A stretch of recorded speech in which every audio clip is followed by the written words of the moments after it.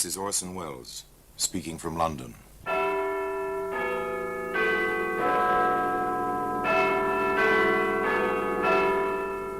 Black Museum, a repository of death. Here in the grim stone structure on the Thames, which houses Scotland Yard, is a warehouse of homicide, where everyday objects, a goldfish bowl, an automatic gas range, a child's perambulator, all are touched by murder. Here's a can of weed killer. It's a familiar object. Every suburbanite with a patch of garden has used this, or something very much like it. After a while, one tires of pulling up the weeds and buys weed killer. Eliminates the backache. Do you know offhand, Superintendent, whether the poison in weed killer deteriorates or becomes stronger with the passage of time? Well, I'm not certain, Inspector. Any chemist could answer that, I imagine. In this situation, some chemists will have to answer that. Well, today, that can of weed killer can be seen in the Black Museum.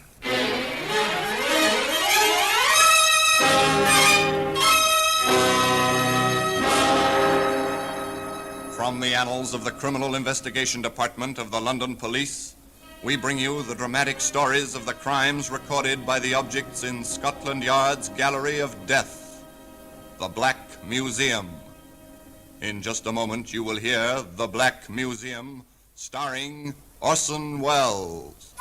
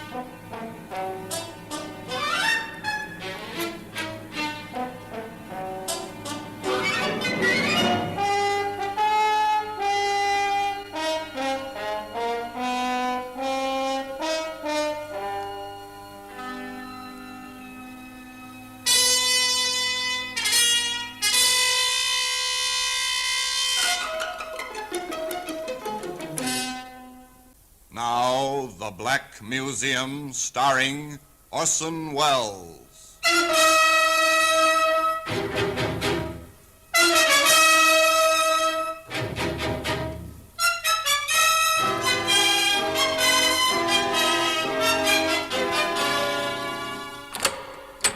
And here we are, in the Black Museum, Scotland Yard's mausoleum of murder. Yes, here lies death. Here it is, preserved in objects which seem to reflect the horror of the crimes in which they once played their part. Here's an arrow, full-feathered, tapered, cleanly steel-tipped. It's a graceful object made for flight and skill in an ancient art. Even in the act which brought it here, this weapon was thwarted. No arching bow sent it on its way. A powerful hand thrust sharply in the dark. And this arrow turned dagger and stabbed a life away. And here's a chalice, jeweled, lovely. It's a work of art. It's odd to find it here. And yet this achievement of the goldsmith's skill carried murder within its curving bowl. Yes. Now here we are. Here's the tin of weed killer. Dried up now, its contents are forever useless for any purpose. Still, was the poison it once contained any more powerful for evil than the hidden poison which flowed through the place where this tale took place? It was, in fact, a lovely place, an English village. Its single street strung like a hammock between two hills, on one of which stand the remains of an ancient Norman castle. An ideal place to live, one would say, as John Ashley very often said to his wife Helen and his daughter Joy. Remember, Helen, how we used to wish for a life like this when we were struggling in London? Before you came to us, Joy, my dear. I remember. You've accomplished it for us, John. You may clear the table, Sarah. Very well, ma'am. From all the stories you've told, Dad, I'll never marry a young lawyer. Oh, you might do worse. You might do worse at that. Oh! What's the matter, Helen? that pain again, John. Oh, it'll pass. As soon as I've had some tea. I wish you'd see Dr. Gordon about this, Helen. It worries me. Oh, yes, a very nice place to live. And a nice family in the house on the slope of the hill. An occasional complaint, of course. Even an occasional disagreement, but everything quite normal. Except to certain people in the village below.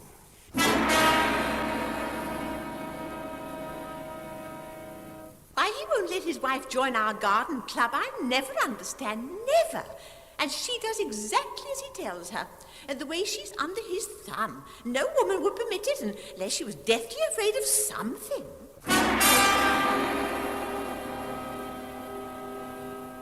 That was Mrs. Brooks.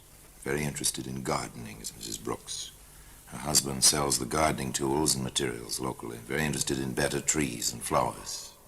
I was her first friend in the village. I watched her just waste away. It must be his fault. You know, sometimes I believe he beats her.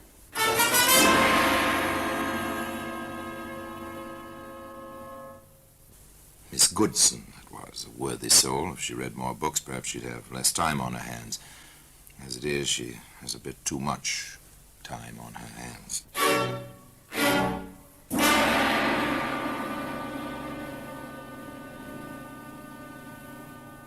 Do you know, I heard just the other day that John Ashley... I don't doubt it, not for a minute. Wait till Martha Gordon hears of this. Well, I'd like not to believe it, but if you tell me, dear... No question, my dear, no On question. the best authority, my own eyes. If there was something to be done...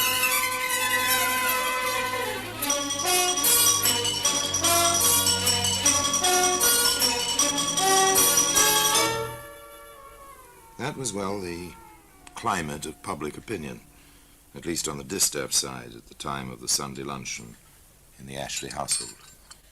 Ah, an excellent luncheon, Helen, my dear. You must compliment cook. Oh, John. I think I'm going to faint. Helen. Mother! Oh, it's taking me in the side. I can't seem to breathe. Oh, the pain. Helen, the wine. Mother, let me get you... Oh, Try quickly. Get Dr. Gordon here, at once. If you have to, take the car and fetch him. All right, Dad, of course. Helen, I'm getting you to bed. Sarah, please help me. Mrs. Ashley is taken ill. That was the poor woman. Take her arm, Sarah. Gently now. Carefully, gently, they took Helen Ashley up to her bedroom.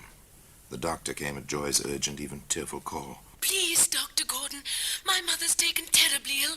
Please hurry. But the doctor wasn't half as alarmed as the family. So I don't believe there's really anything to worry about. Gastric disturbances can be painful, but my prescription will ease her. In the meantime, company will take her mind off the pain, or what's left of it. Then it will do her good to see Miss Goodson. A little gossip never hurt any woman. If you need me, I'll be available, and I'll drop you. However, the good Miss Goodson was not as easily satisfied as the doctor. She stayed with Helen Ashley some 15 minutes and then entered the living room to announce, Of course, it's really not my business, except I've grown so fond of your wife since you've been living here. What is it, Miss Goodson? Well, since you ask, she's a lot more ill than you or David Gordon seem to think. I suggest a nurse at once. Do you really think so? But the doctor said... I don't use words lightly, Mr. Ashley. And I've been around illness all my life. I nursed my father for 10 years. I know sickness when I see it. And I know just the woman, Nurse Thomas. She's just a practical, but very efficient. Nurse Thomas came to the Ashley house at once and took charge of the patient. However, a little before 9 o'clock that evening, I'm sorry to disturb you, Mr. Ashley, but I have to leave now. Really, nurse? I was under the impression you would stay overnight at least. I can't. I have my children. They'll have had no dinner until I get home, and my mother, past 80, you know. Is my wife resting well? Quite easily. She complained that Dr. Gordon's medicine caught at the back of her throat, but, that means nothing. I'm sorry, but I'll have to leave. I'll be back first thing tomorrow. the Ashley household retired for the night. John left the nightlight burning in the bedroom.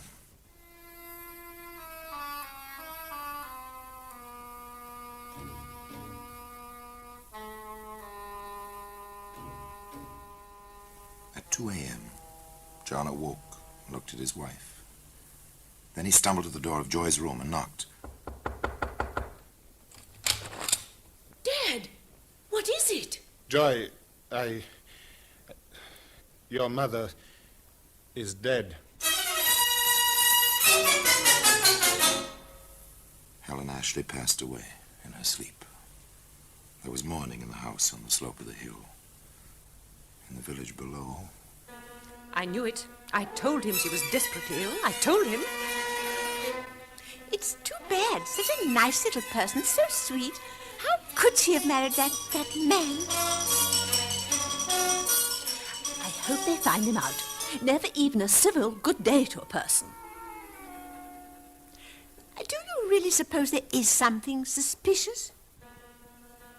I wouldn't put it past him. Why, Nurse Thomas says... I felt something strange the moment I walked in the door. If I had any influence with my brother, I'd have made him refuse to sign a death certificate. Heart disease. it was talk, idle talk. At least it seemed so at first. But it had its effect. It accumulated as some poisons do. And it had a result, as some poisons do. Here's another of these letters, Superintendent. Ah, any signature this time? Yes, sir. That's a change.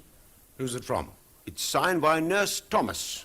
It's a bit vague, sir, but on the same lines as the other anonymous letters which we've already received. Oh, all right. Well, let me have a look at it. Dear Sir, I have come to the conclusion that it is my duty to draw your attention to the rumors which are common knowledge throughout the neighborhood concerning Mr. Ashley and the recent death of his wife, Helen.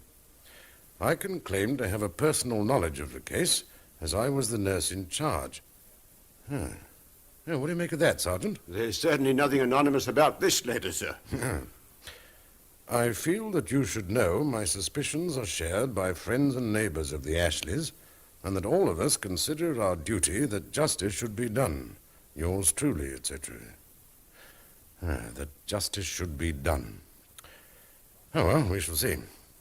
Sergeant. Yes, sir? I think we'd better have a little talk with Nurse Thomas.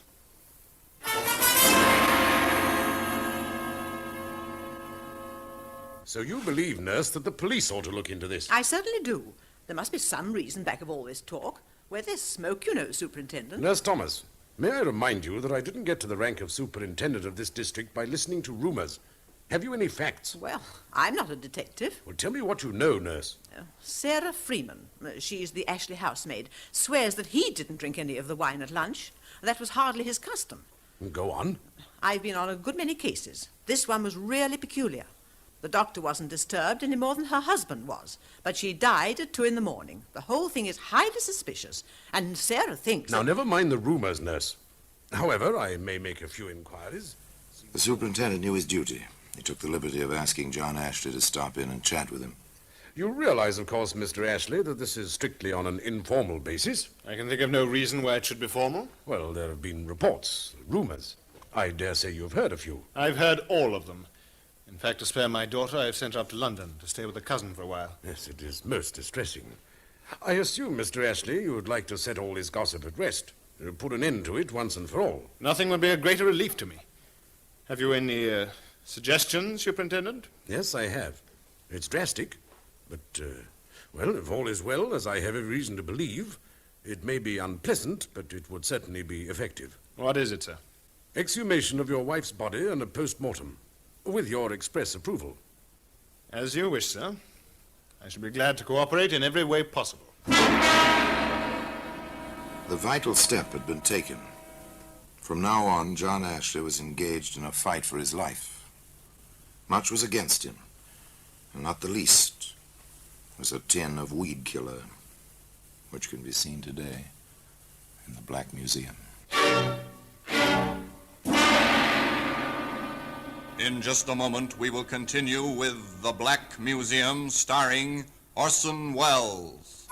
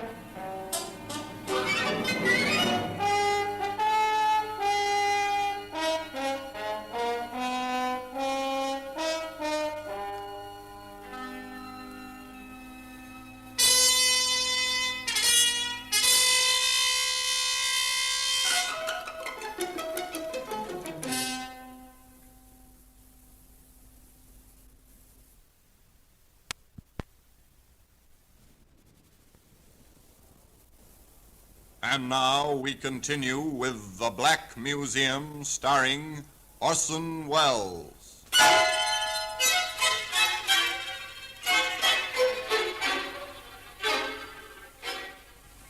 They did not permit Helen Ashley to rest for long. The exhumation order was signed and the post-mortem proceeded. Shortly thereafter, a coroner's inquest was held. The jury were all natives of the district, of course, all of them with some contact with the rumors which seemed to grow wilder and more frequent as the secrecy continued. There were 3 witnesses at the inquest. First, Dr. David Gordon himself. Yes, I performed the post-mortem and the subsequent analyses. What did he find? My findings were confirmed by the analyst for the Home Office, to whom I transmitted them through the Superintendent of Police, together with the necessary items for his own tests. And the report, Doctor? Helen Ashley's body contained 18 milligrams of arsenic, sufficient indeed to cause death. Mr. Brooks, purveyor of gardening tools and materials, being away on a business trip, Mrs. Brooks took the witness stand. Yes, when my husband is away, I run the business. I'm completely familiar with all his records. Oh, you are you? What about it? Well, less than 2 years ago, we sold a tin of weed killer to Mr. Ashley. The brand was that type which contains arsenic. The third and last witness was housemaid Sarah Freeman. Mr. Ashley was in the pantry where the wine was kept for 10 minutes at least that Sunday. I know because he held me up setting the table and all. Did she serve any particular item that day? There was the wine. It was Mrs. Ashley's favourite brand. She always took a glass with a big meal of the day. The bottle was open in the pantry. And, of course, Mr. Ashley did not drink any that Sunday. I offered it to him myself. He refused, and I poured some for the poor lady. The verdict of the coroner's jury is obvious, isn't it?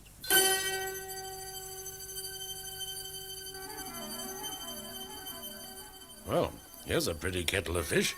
A coroner's court not only finding in favor of murder, but naming the murderer. Nobody could say they were slow to come to a decision, sir. On the contrary, Sergeant. I only hope they haven't been a little too fast. Oh, well, we shall see.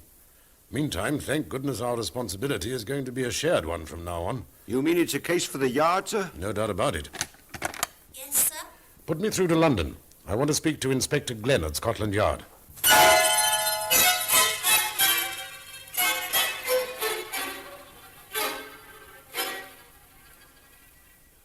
Glenn here? This is Superintendent Maxwell. You remember the case I sent you the papers on last week, Inspector? The Ashley case? Oh, yes. Any developments? There certainly are. If possible, I'd like you to come down here straight away.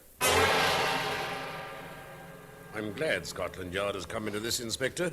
What with the verdict and all, we're hardly equipped down here to complete the evidence. The verdict, yes.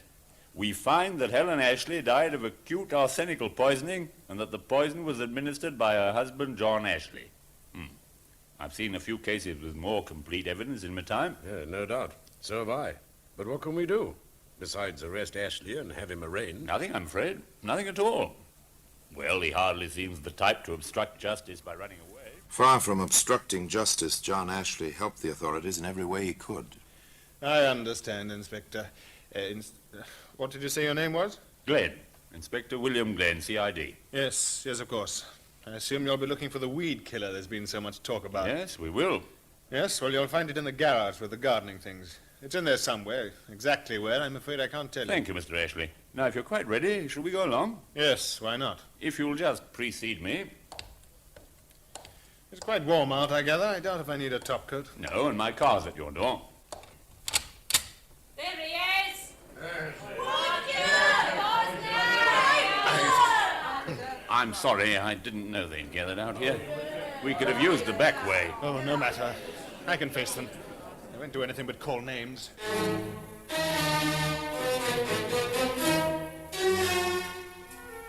John Ashley was formally charged the next morning and held for the next assizes. The case for the Crown was not remarkable for its completeness. Inspector Glenn was a witness. The defendant admitted possessing the weed killer. In fact, he helped us to find it in his garage. Have you uncovered any evidence, Inspector, to indicate that my client did, in fact, administer the poison? Poison is almost always given in secret. One rarely has a witness to the fact. Dr. Gordon repeated his testimony at the coroner's inquest. There was no cross-examination. Sarah Freeman, on the other hand, was the subject of quite intense questioning by the defense. Why did you find it worthy of remark that Mr. Ashley spent some time in your pantry? I'd never known him to be in there before. I say to you that almost every Sunday before luncheon, he did go into the pantry from the garden to wash his hands. No, he didn't. Many, many times. No, he always went upstairs. I submit to you that it was a long way to the bathroom upstairs. Not very. Do you realize that Mr. Ashley is in peril of his life? Yes, sir, I do. And you stand here swearing that it was unusual for him to use the pantry to wash his hands? Yes, sir, I do. Sarah Freeman, are you telling the truth? I swore on a Bible, sir. Are you telling the truth? Yes, sir, I am. No further questions. Next in the parade of witnesses was Nurse Thomas. She told her story, her experience, and her suspicions. Once again, counsel for the defense took over. You are a practical nurse, is that correct? I am. You are not registered. Your training has not been formal. I know my job. Answer the question. I know my job. But you are not a registered nurse. I am a practical nurse. When you left the Ashley house at 9 o'clock, were you satisfied that the patient was in no danger? I had to go home. If you felt she was in danger, would you have gone? I had to go home. For personal reasons? My mother is past 80. My children needed their dinner. I suggest to you, Mrs. Thomas, that a registered nurse would not have left. I know my job. Then you were satisfied that the patient was in no danger? I had to leave. I told Mr. Ashley... Did the patient complain to you about the medicine? She complained to the maid. The maid told me. What did you do about it? I tasted it myself. Did the medicine affect you? Not at all. What was the dose? 2 teaspoonfuls and a little water 3 times a day. Did you give the medicine before you left? I did. And you were satisfied there was no danger to the patient? I had to go when I did. Very well. You had to go when you did. That is all. The stubbornness, the slight irregularities in behavior of this nurse seemed to be having their effect on the jury. There was a feeling of impatience, even of doubt, in the courtroom as counsel for the defense called. Miss Joy Ashley, please. The girl, quiet, composed, took the stand in her father's defense. Miss Ashley, I know you realize that your father is on trial here for his life. I do. Can you say without reservation that you're going to tell the absolute truth? Yes, sir, I am.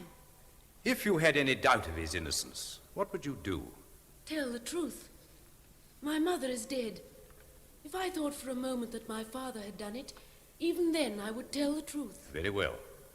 Now then, the 3 of you had luncheon together that day. We did? At the same time, from the same main dishes? Yes, sir. There has been some doubt cast on the contents of a certain bottle of wine. Your former housemaid has testified that the bottle was nearly empty at the end of the meal, that she threw the bottle away. Was this common practice, do you know? It was. I see. Now then, what do you recall concerning the serving of that wine that day? Sarah, the maid, offered it to my father first, as she always did. Did he accept it? No, he did not. What did the maid do next? She offered it to my mother. Mother took some. And then? Then Sarah offered it to me. I let her fill my glass. It was excellent. I asked for some more. I remember Mother expressing her surprise that I should drink 2 glasses of wine. Thank you, Miss Ashley. That is all. It was dramatically staged. The Crown had no questions for Joy Ashley. The defense rested. After a brief recess, he began his summation. Quickly, he reviewed the evidence as presented, never denying the fact that Helen Ashley had died of arsenical poisoning. But he did conclude. We have made no attempt to deny the scientific facts of this case. But I suggest to you, ladies and gentlemen of the jury, that at no time has my client's behavior even suggested guilt. More, I suggest that at no point has my honored colleague proved motive, much less the actual administration of the lethal dose. And I go on to suggest that there exists a reasonable doubt concerning my client's guilt in this matter. He has pleaded not guilty. I suggest that not guilty is the only proper verdict in the case of the Crown versus John Ashley. The jury was out for 3 hours. The verdict was brief. We find the prisoner not guilty. John Ashley was a free man. But one thing he never learned. not to the day of his death, that privately the jury sent this message in writing to the judge who presided at the trial. We are satisfied on the evidence that Helen Ashley received a dangerous dose of arsenic on Sunday, July 16th, but we are not satisfied that it was the immediate cause of her death. Nor does the evidence satisfy us concerning how or by whom this arsenic was administered. We cannot take a man's life when reasonable doubt such as this exists in our minds. We have therefore returned the verdict, not guilty. And still today, that tin of weed killer has its place in the Black Museum. Orson Welles will be back with you in just a moment.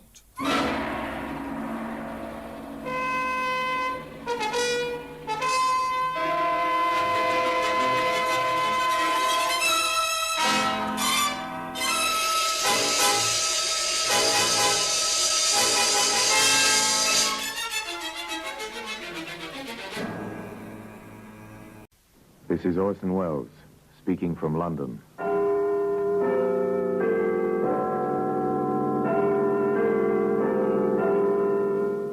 The Black Museum. Here in the grim stone structure on the Thames, which houses Scotland Yard, is a warehouse of homicide, where everyday objects, a pocketbook, a rag doll, a paperweight, all are touched by murder. Look, here under the glass case. We'll open it up and, with the permission of the curator, we'll take out two small objects that speak directly of violence and sudden death. In the palm of my hand, I'm holding two bullets. Each has claimed a life, an innocent life. And these twin messengers of death have a common origin, although 3 years passed before the first was followed on its fatal mission by the second. When the bullets were rotated, groove by groove, under a comparison microscope, points of similarity in the scoring were evident. It is established beyond doubt that the bullets were fired from the same weapon, a Service Enfield 45, as issued to the fighting forces of Britain. But these bullets were never fired against the enemies of Britain. That is why they can be seen today in the Black Museum.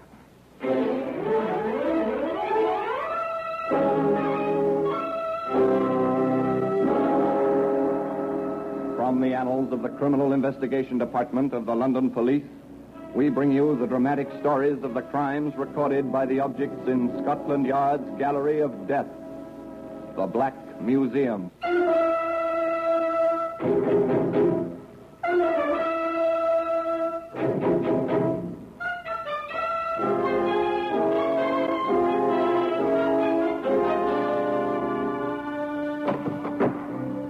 Here we are in the Black Museum. Scotland Yard Museum of Murder. Yes, beyond these stone walls, the life of London flows and ebbs like the muddy waters of the Thames. But here it is quiet, very quiet. Yet there's a tension in the cold air, as if unseen eyes were watching. Come with me, past row upon row of inanimate objects, each one marked with the names of the killer and the victim. Murderers caught, murderers yet to be caught. Sometimes the wheels of justice turn slowly, but more of that when we come to the glass case at the end of the gallery. Now I see the watching eyes up there just below the ceiling. There hang the death masks of criminals of bygone days. They form a grim frieze. They were collected at a time when forensic theorists believed that a composite face made up of the dominant characteristics of hundreds of criminal features would resolve into a picture of the typical criminal. But in 1913, the experts decided that the masks presented nothing different from your face and mine, the average law-abiding citizens. Ah, up there, you know that face? Yes, it's Heinrich Himmler, the German Gestapo chief. The mask was taken a few hours after he bit into a phial of potassium cyanide as he stood before his British captors at Lunenburg. And now, here we are. Here's the case. Here are the two bullets. One fired in 1944 when London shook under Hitler's onslaught of V-1s. The other fired during the uneasy peace of 47 when anxious eyes were turning eastward. And the story of these little pieces of metal is the story of a byproduct of war. It is the story of two boys. They never lived to reach man's true estate. They died by hanging when they were 19. But the path that led them to the scaffold, they found when they were age 14, evacuated to a farm in the country. It's the summer of 1942. All Europe lies under the heel of the invader. England is surrounded by a ring of steel, and the gunners on the white cliffs of Dover look across the narrow straits upon occupied France. But on Rington Farm in Cheshire, all is peaceful. Or is it? Hello, Joe. What you got under your coat? Hey, come into the barn, quick. What's the lock? Close the door. Nobody about, is there? No. Then look at what I got. The old man's gun. Does he know you've got it? Ah, don't be so daft. Of course he don't. You'll be mad if he finds out. He might chuck us out the house. Ah, no, he's too soft. But how does it work? It's in two pieces. Ah, haven't you ever seen a sporting gun before? No. It fits together like this. Oh, all right, isn't it? Ah, it's wonderful. Lovely 12 bore, this is. Hey, what you doing now? Ah, what's it look like I'm doing? I'm loading the perisher. You're not going to fire it, Joe? Not scared, are you? They'll hear. Ah, no, they won't. There's nobody in the house. They've gone into town for the afternoon. Hey, what's that? Only the cat comes in here after mice. There it is. Oh, Joe! What have you done? Hey, quick, grab that spade. We'll bury it outside. It's dead. Of course it is. Don't stand there with your eyes hanging out. Fetch that spade. If we move quick, they'll never know. So Joseph Bell and Nicholas Green follow the path they have chosen of their own free will.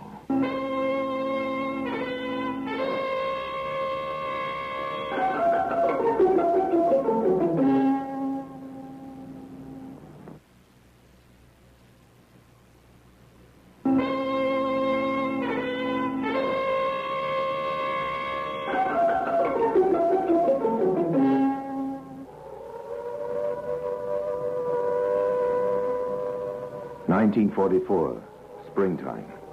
The Allied forces are poised for the invasion of Europe.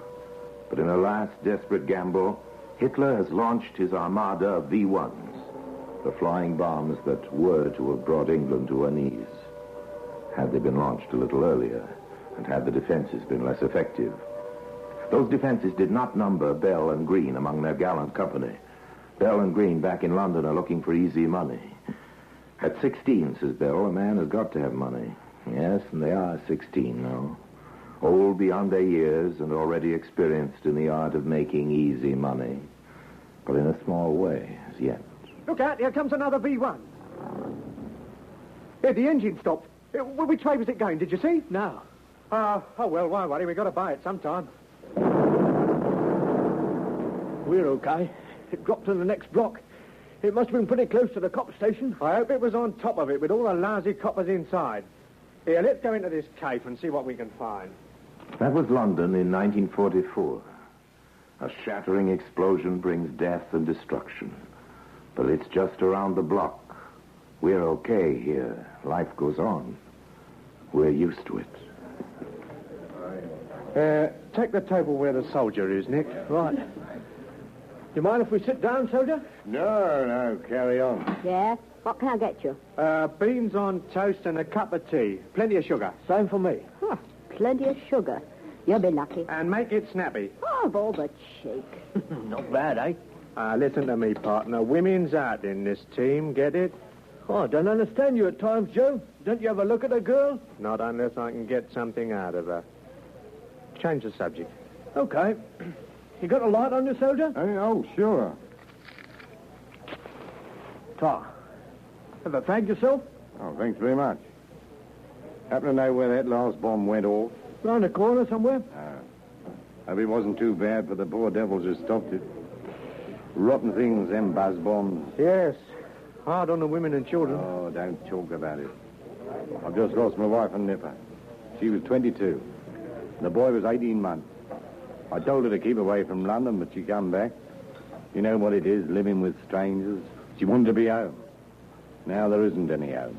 Just a crater. Oh, I'm sorry about that. When did it happen? Last week. That's why I'm here. Got a compassionate posting to clear things up. Was that your bike I saw outside? Yeah. I'm a Donar at the War Office. Dispatch rider, eh? Yeah. Is that why they give you the pistol? Yeah. Enfield 45. I only wish I could have a crack at the gun with it. But my time will come. I've asked to go back to my unit in the 11th Armoured. 2 teas. Thanks, beautiful. Who's seen you home tonight? Ah, look, what do you take me for, a cradle snatcher? I'm bringing the beans. I told you to cut it out. Oh, shut up. You asked for it, chum, and you got it. You mind your own business. Now, take that back. What do you mean by talking to the soldier like that after he's lost his wife and kid, eh? Go on, apologize. Of course. I'm sorry. Ah, don't worry. Forget it. I've got other things to think about. Yes, of course you have, pal. Here I say, what do I do with my gloves? I don't know. Oh, it's all right. It's all right. They're down here on the floor. I can get them. Nice drop of tea, this. Yeah. Where the blazes are you going, Joe Ferret? No, I've got them down here. Oh, the gloves. Yeah. Here, I say, got the time on you, soldier? Yeah, it's 9:30. 9:30? Are you sure? Yeah, I set my watch for Big Ben when I come past about an hour ago. Oh, it's going all right. Here, we got to get moving. Why? Why? Because we promised to go round to Percy's and sit with his kids until his wife gets back from fire duty. He leaves the house at 9:30. She won't be back for an hour. Oh, so the kids will be all alone, will they? Yeah. Oh, that's rough. Here, look, we'll have to skip the beans on toast. Be a pal and give this to the waitress. Tell her what's happened, will you? Yeah, right. I'm glad you're doing a good job. I'll explain. Yeah, well, thanks. Come on, empty head. Let's go. Joe, what's all this? Who's Percy? Run, Nick. I got that false pistol. Holy smoke. You see how it all works out? The soldier, Lance Corporal Busby, had loosened his belt. The holster with a pistol in it was resting on a chair under the table beside him. It was only a matter of seconds for Bell to remove the pistol from the holster. There was no lanyard running from the gun to the Lance Corporal's shoulder. If there had been, 2 innocent lives might have been saved. That pistol was to fire the 2 bullets that may be seen today in the Black Museum.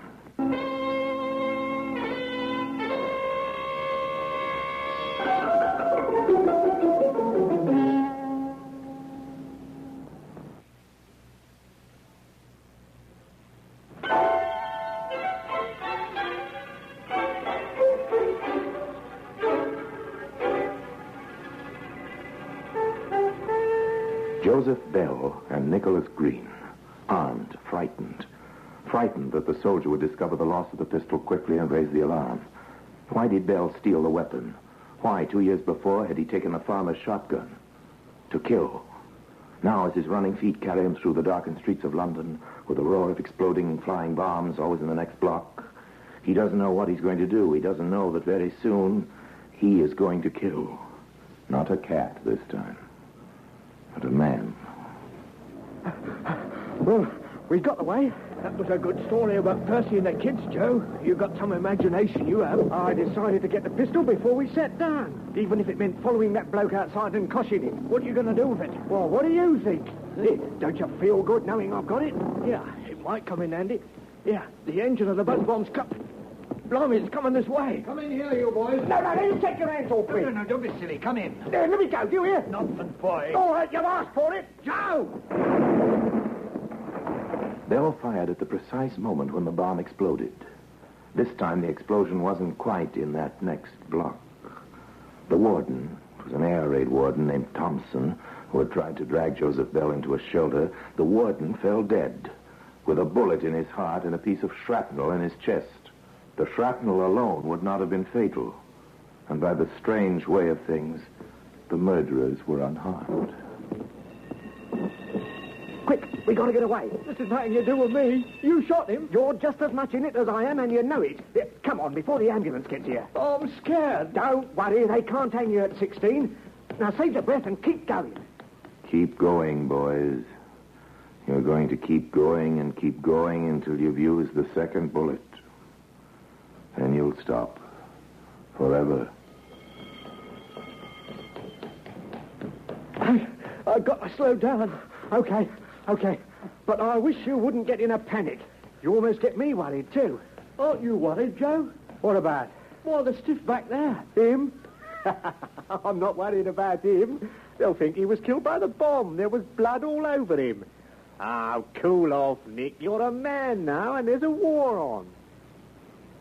You're too young to know that air raid victims still have a death certificate. The doctor is going to find that bullet in Thompson's heart, just as the next one is going to be found. Joe, I'm going home. It's early yet. I know, but I'm still going home. I've had it for tonight. Okay.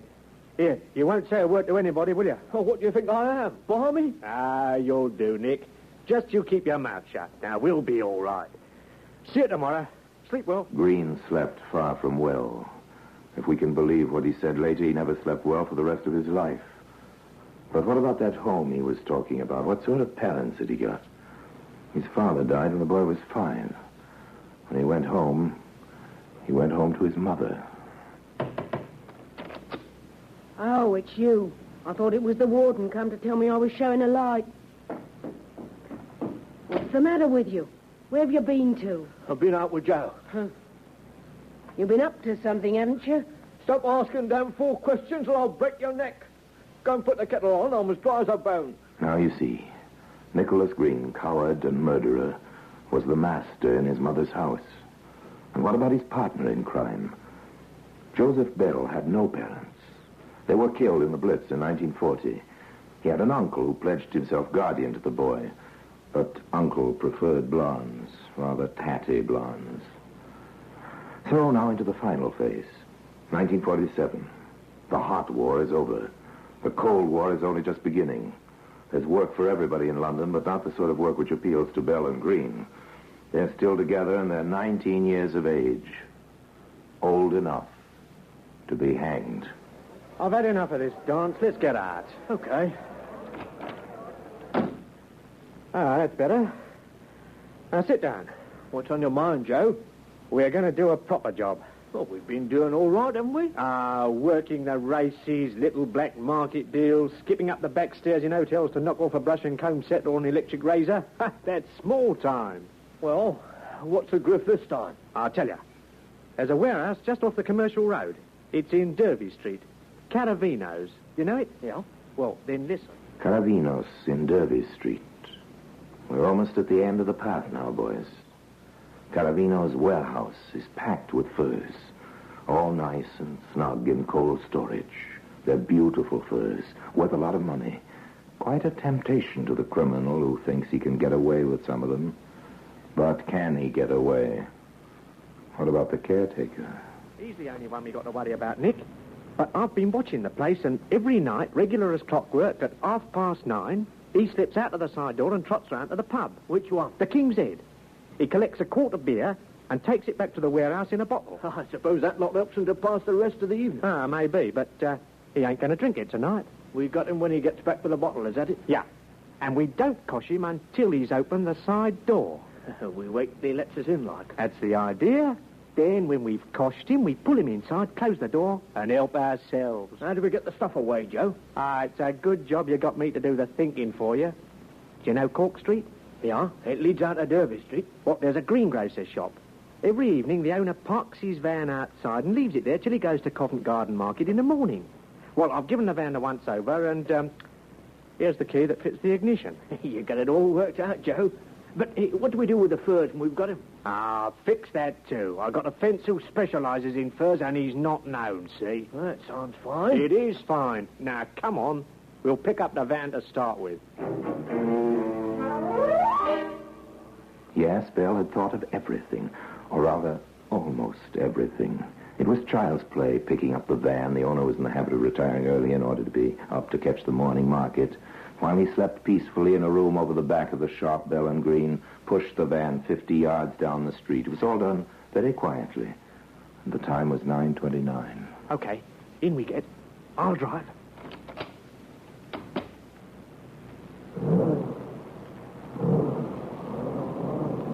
Aren't you going down Derby Street, Joe? No, not yet. I'm taking you to the King's Head. Oh, we can't go in there. We're not going in. We're going to drive past and pull up. Then we keep an eye open behind and spot the caretaker when he comes out. And when he comes out? Yeah. What's the time now? 9:30. 9:30. What's up with you? Seen a ghost? Yeah, I think I have. This is not the first time your 0 hour happened to be 9:30, is it, Nicholas Green? Remember that cafe 3 years ago when your partner stole the pistol he's carrying now inside his coat?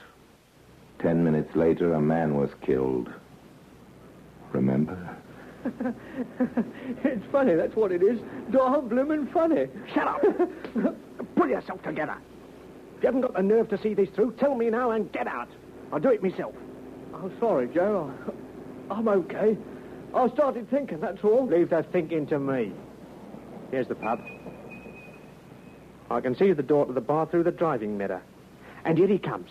Dead on time, as per usual. Luck's in. The caretaker from the warehouse disappears into the bar.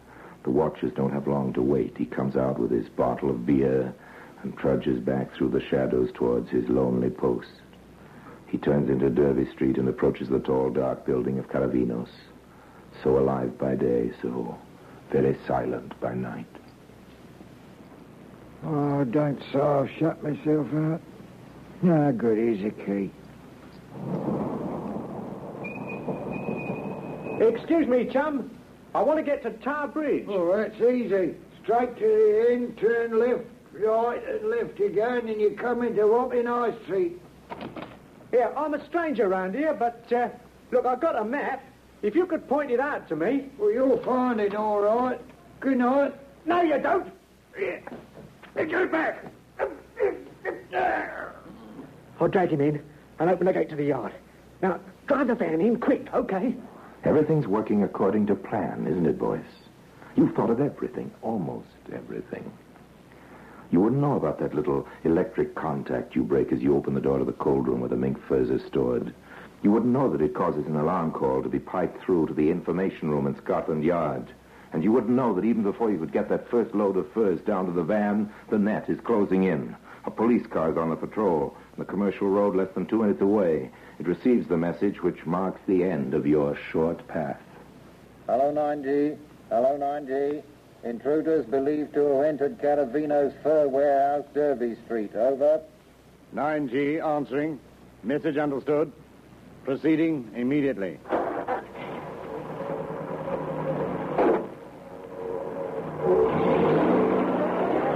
This a real job, I wonder. I shouldn't think so. I've had 22 years in the force, and I never had the luck to get onto a real job yet. You should worry, Tommy boy. You're retiring next month. Think of that nice little pension you're going to get. Yeah. You're going to sit back and grow more prize lupins for the rest of your life. But PC Tom Wallace was never to draw his pension, and he was never to grow any more prize lupins. This was the first real job he'd waited 22 years for. He'd always known what he would do. He'd approach quietly, turn off the car engine before he got to the scene of the incident, and tread lightly. He'd make sure his brother officers followed his example. He wasn't going to fall down on his first real job. And somehow he knew this was it. Quiet, quiet. Is the door locked? Yes, but look down there. Oh, blood. Try the gate. It's open. We'll go back to the car and signal for reinforcements. Pete, George, and me is going in. Nick, take that load out to the van. I'll go back for some more. Okay, Joe. Make it quick. The sooner we're away, the better I'll like it. All right, son. The game's up. Coppers! Let me go! There's the priestess on you. How many more up there? Find out. Don't worry, we will. Come on, George. I can see a light through the door. Get back, you dirty ox! I've got a gun! Drop it, you young fool! Let him have it, Joe! Drop it! Look out, Joe, where you're going. The lift shaft behind you.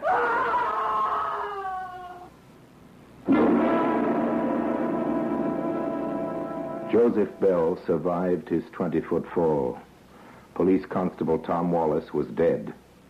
The bullet that was removed from his brain was placed beside the bullet that had killed the warden 3 years earlier. It is established beyond doubt that the bullets were fired from the same weapon. And today, they can both be seen side by side in the Black Museum.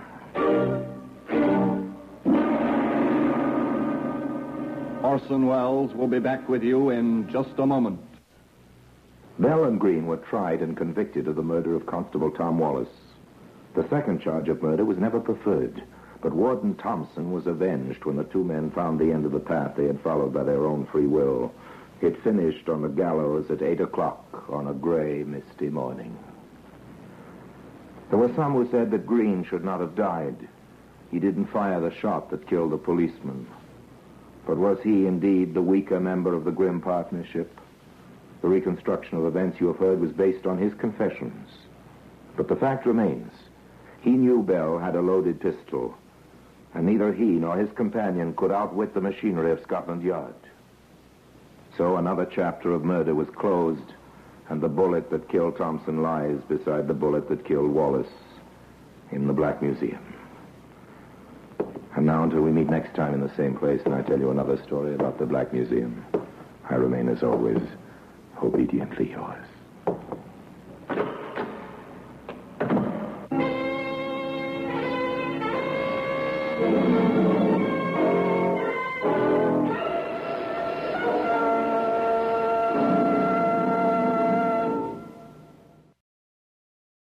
This is Orson Welles, speaking from London.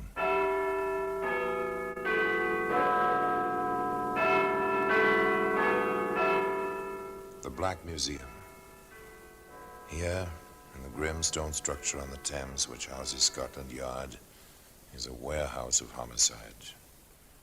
A warehouse where everyday objects, a piece of wash line, a medicine bottle, an electric light bulb, all are touched by murder.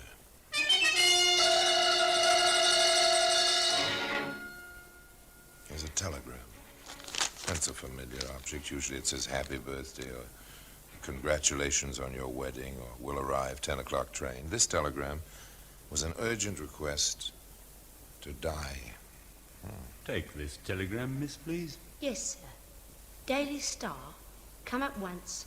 4:30 train, Waterloo, Bournemouth Central. Something will meet. Sorry, sir. What is this? Car will meet. Today, this telegram can be seen in the Black Museum.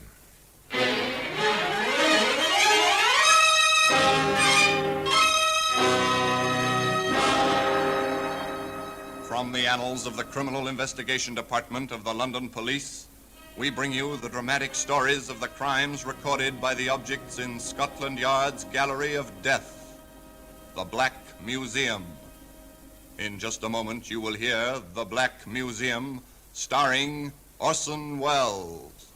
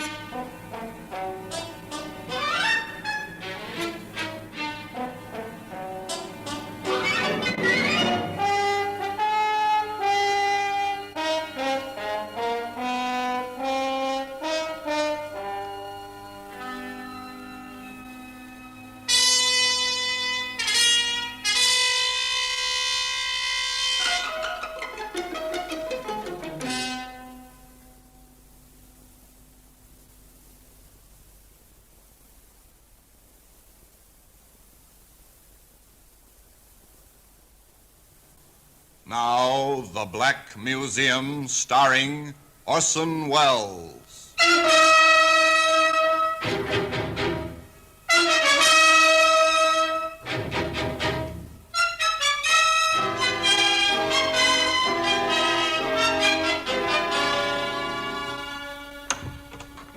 Here we are, the Black Museum, Scotland Yard's mausoleum of murder.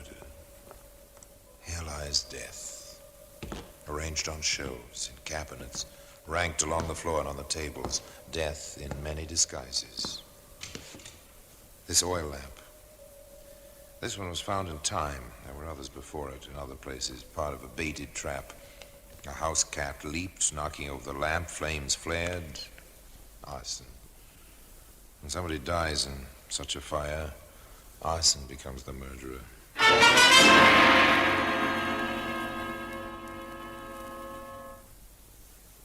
Here's a bit of ribbon from a Christmas package. Shining, tinseled ribbon. The gift, unwrapped in pleasant anticipation, was death. A telegram. There we are. It's a slip of yellow paper with familiar type pasted in stripes across its face. Urgent. A summons. One day this wire rested in a closed handbag on a woman's lap. She was riding on a train in response to the wire. The men sharing the seat with her smiled, started a conversation. Going all the way to Bournemouth? No, I'm getting off at Boscombe. Oh. This train does stop at Boscombe, doesn't it? Well, I believe it does. I'm going through to Bournemouth myself, so I didn't pay particular attention. Your holidays? Well, in a way, I'm taking a day off to see some friends, then I'm going back to Southampton to catch a ship for a business trip. It must be nice to have a life like that. Oh, I don't know. Mine's very dull. Oh, well, then my guess is that, like some of the ladies I know, you find your gaiety in your hats. My one extravagance. Oh, yes. I've always liked a pretty hat. Just chit-chat on a train speeding southward from London. The gentleman contributed no information about his business. The lady didn't give her name. She did, however, volunteer. I'm going down to Boscombe to cook for some people. That's what I do, cook.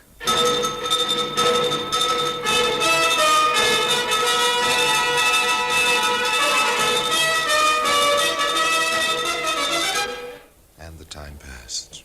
Others entered the compartment of the train at various stops and left a little later, but that was all. And as the train slowed for Boscombe... Here, let me, miss. That bag looks heavy. I'll get it down for you. Oh, please don't trouble, sir. Oh, this is no trouble at all. There we are. Well, it's been pleasant chatting with you. Well, good luck on your new job. And thank you, sir. And good luck on your trip. Thank you, miss.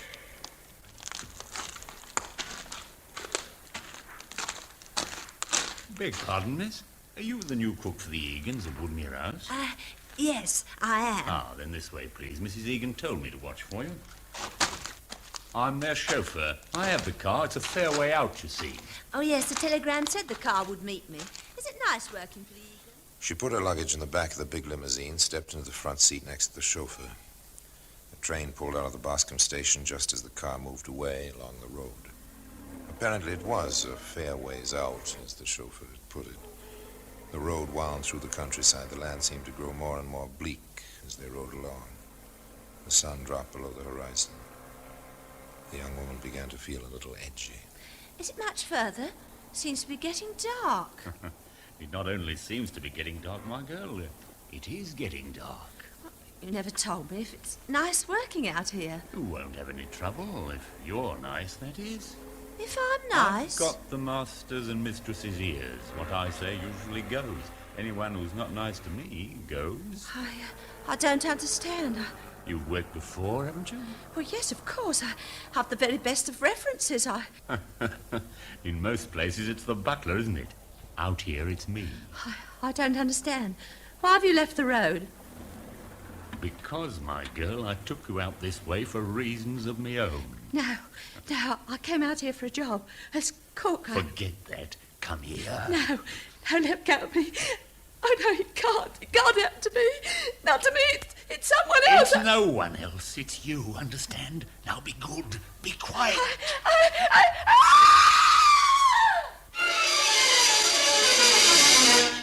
That was all, till the next morning. A farmer cutting across the empty fields found that they were not quite as empty as he'd supposed. Here, what's this? You sleeping, miss? She's dead. Or this be for the police?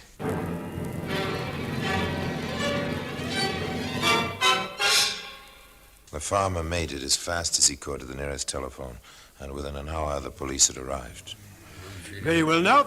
Suppose you repeat your story, sir. You're Inspector Gardner. Well, they told me... Yes, I'm Gardner, Scotland Yard. Go ahead. Well, I was cutting across the field to save a few steps, like, and I come on her, lying like that. I went for help. That's all, sir. You didn't touch anything? You didn't mess up the ground? Oh, no, sir. Nothing like that. All right. Give the constable your name and address. Yes. We'll call you if we need you. Yes, sir. Thank you, sir. What do you make of it, Martin? One of those things, Inspector. Murder by person unknown. After a bit of a struggle, it looks like. Yes, ground's pretty well trampled. Any idea of the time of death? Medical examiner can't say yet, sir. My guess is sometime after 7 o'clock last night. The rain stopped around 6:30. She's not even damp, sir. Very good. I judge from the tire tracks we'll get the make of tires and the size of the car easily enough. Yes, sir. You have her handbag? Yes, right here, sir. Yes. Well, she had an identity card. Ida Matthews, Streatham, London. We can check that quickly enough. Hello? It's a telegram.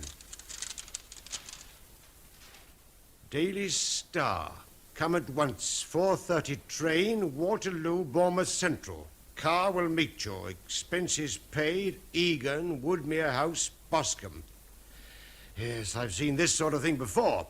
What are the odds, Martin? There is no Woodmere House nor any Egan hereabouts.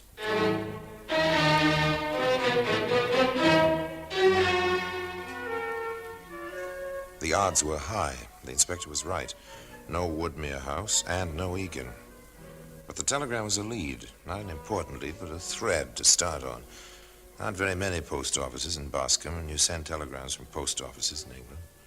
Detective Martin had an assignment. Sorry to bother you, but was this wire filed at this office? Not at that office. No. Nor at the next one. But the one after that. Yes, that's one of ours. May I see the original of the wire, please? Well, now, I don't know that I should... Scotland Yard, miss. My credentials. Oh, well, that makes it proper then. And since it was proper, Detective Martin returned to his superior with the original of the wire. Did you ever see such atrocious handwriting, Inspector? Oh, I can't say I ever have. Party can't spell either. No E in Bournemouth and expenses with a C in place of an S. Interesting. Martin, this'll be a long job. Check through Central Post Office and go at the Bournemouth area yourself. Get the originals of every wire over the past 6 months that have had bad handwriting and worse spelling. It's a long chance. Patience and routine. The two great strengths of the forces of law and order. And they pay off. Sometimes it takes months, sometimes only weeks. This time, it was 2 weeks. A triumphant Detective Martin returned to Inspector Gardner.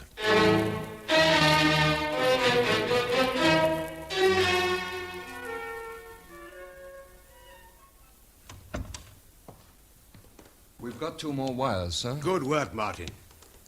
Here, sir. Notice this first one. To the Dandre woman. No E in Bournemouth. C in expense, and a new error. 2 F's in if. This one to the domestic agency. Someone wanted a young, pleasant nurse, without an A in pleasant. And again, the E is missing in Bournemouth. The writing's identical, no question about it. Put some calls through, Martin. I wonder if the Dandre woman or the young, pleasant nurse ever came down this way.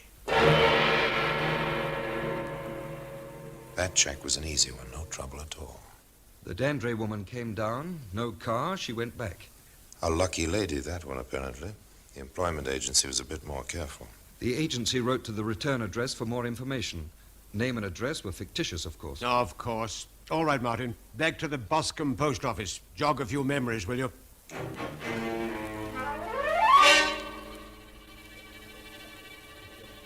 I see, miss. You filed this wire. I did. We get a lot of business through you, but I remember that awful handwriting. Do you remember anything about the person who gave it to you? Well, it was a man. I know that. Good. That's something. There was a... Let me think. No, it's all blank. Now, don't try too hard, miss. It'll come back to you. Here, let me read you the wire. Daily Star, come at once. 4:30 train, Waterloo, Bournemouth Central. And something here I can't quite make out. That's it. Car will meet. I asked him the same question, and he repeated the words like that. Car will meet. I'd know his voice anywhere. Why? Well, it was that kind of voice. Smooth, too soft. Sent shivers over me. Do you remember the man at all? No, sir. You know how it is. Don't look at all the people who come in here. But I think, I'm not positive, but I think he had on a chauffeur's uniform. Patience and routine were bringing results. From nothing, except Ida Matthews' body, they built their evidence to a man in a chauffeur's uniform who couldn't spell. And from the tire tracks, they knew the make of tires and the length and width, and therefore the make of the car. Within hours now, every chauffeur in the vicinity who drove a large sedan of a certain make had been called into the police station. Now, sir, on the evening of November the 11th, I was in London, sir, with my family. We lost a boy in the war, Inspector, and the whole family always gets together on Armistice night for that reason, sir. November the 11th, Inspector? Oh, I was off that night. I didn't have the car. No, the young master was permitted to drive it himself that night, seeing as I was having my regular night off. I picked up the old man, Mr. Dutton, at his regular train, drove him home, put the car away and locked it up. Did you have your own key to the garage? No, sir. I always turn it into the big house after I put the car away. That's what I did that night, sir. And after that, Mitchell? I went into Bournemouth on the bus, sir. Had a bite and went to the cinema. You seem to remember all that very well. It was over a month ago the case we're investigating happened. Oh, I've got a great memory. Well, how is it on spelling? I wouldn't know. I never tested it. Let's test it right now. Take this pad and pencil and write the words I ask you to spell. No use, Martin. We shouldn't have let the newspapers publish those wires. Not one of these chaps spells those words wrong, and their handwriting doesn't match. Nothing. Yes, it's too bad, Inspector, to draw a blank when it looked so good for a bit. Yeah, that's about it, Martin. For once, we've drawn a blank completely. But that was not to be the end. Fate was to play a hand, and one of the strongest cards in that hand turned out to be the telegram. Oh, yes, this same telegram that can be seen today in the Black Museum. In just a moment, we will continue with The Black Museum, starring Orson Welles.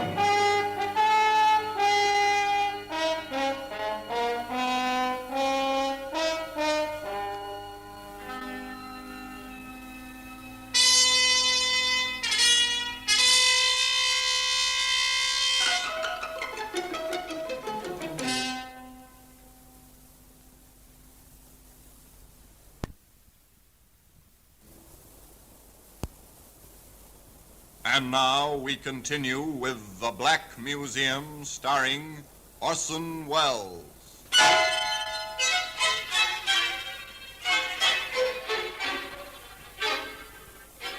They'd drawn a blank. The carefully built-up points which should have led to a vicious killer led nowhere. The pitiful and tragic story of Ida Matthews seemed headed directly for the unsolved file at Scotland Yard. How to account for what happened next? Chance? Stupidity? The intelligence to capitalize on a tiny fact? It really doesn't matter. What does matter is that one morning at the post office in Boscombe. How many stamps for this package, miss? I'll just put it on the scale. Take care now. It's marked fragile, you can see that. I see it. It'll be 1 and 3. Right you are. Thank you, miss. Jimmy, quick. Please, where's he going? Say, Marge? The fellow in the chauffeur's suit. Where's he going? Get to the window. I can't leave the cage. Quick. He's getting into a car.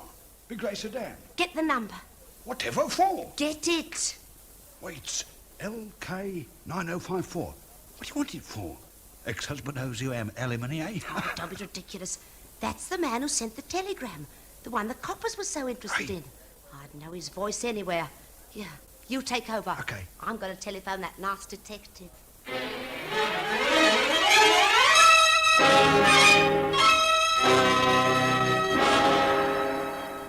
A chance, a coincidence.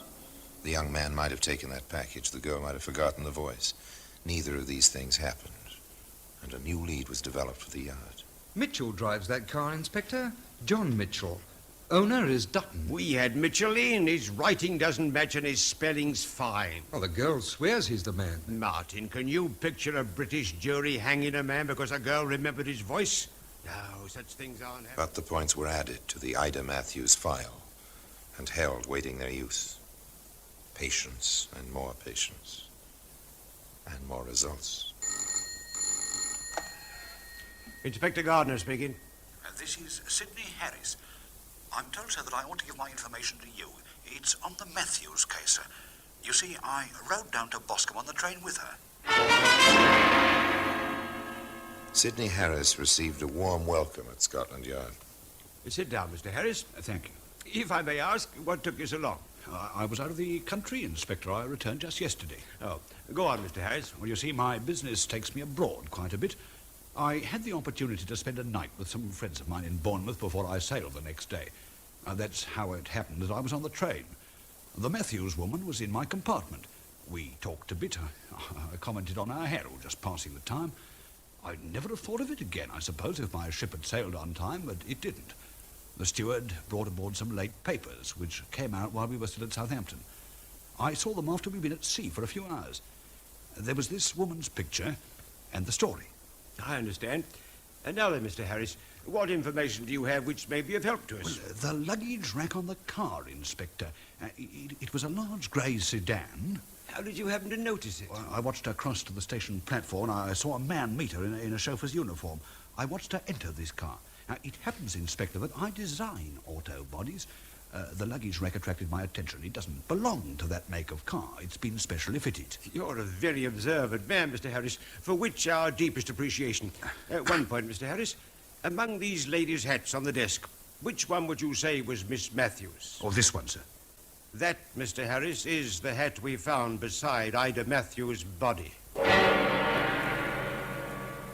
At last, someone to establish that Ida Matthews had been met by a chauffeur at the Boscombe station. Which chauffeur? Yes, that's the car, the grey one. LK9054. That's the luggage rack I was talking about. But what about the handwriting and the spelling? Ask the License Bureau for Mitchell's application for a driver's license. I want to see the handwriting on it. Within a day, the application lay on the inspector's desk. Beside it were the originals of the wires with the misspelled words. Well, Martin? Not much doubt about it, is there, Inspector? The experts will testify for us, Martin, but I'm satisfied. Get your hat. We're going to pick up Mitchell.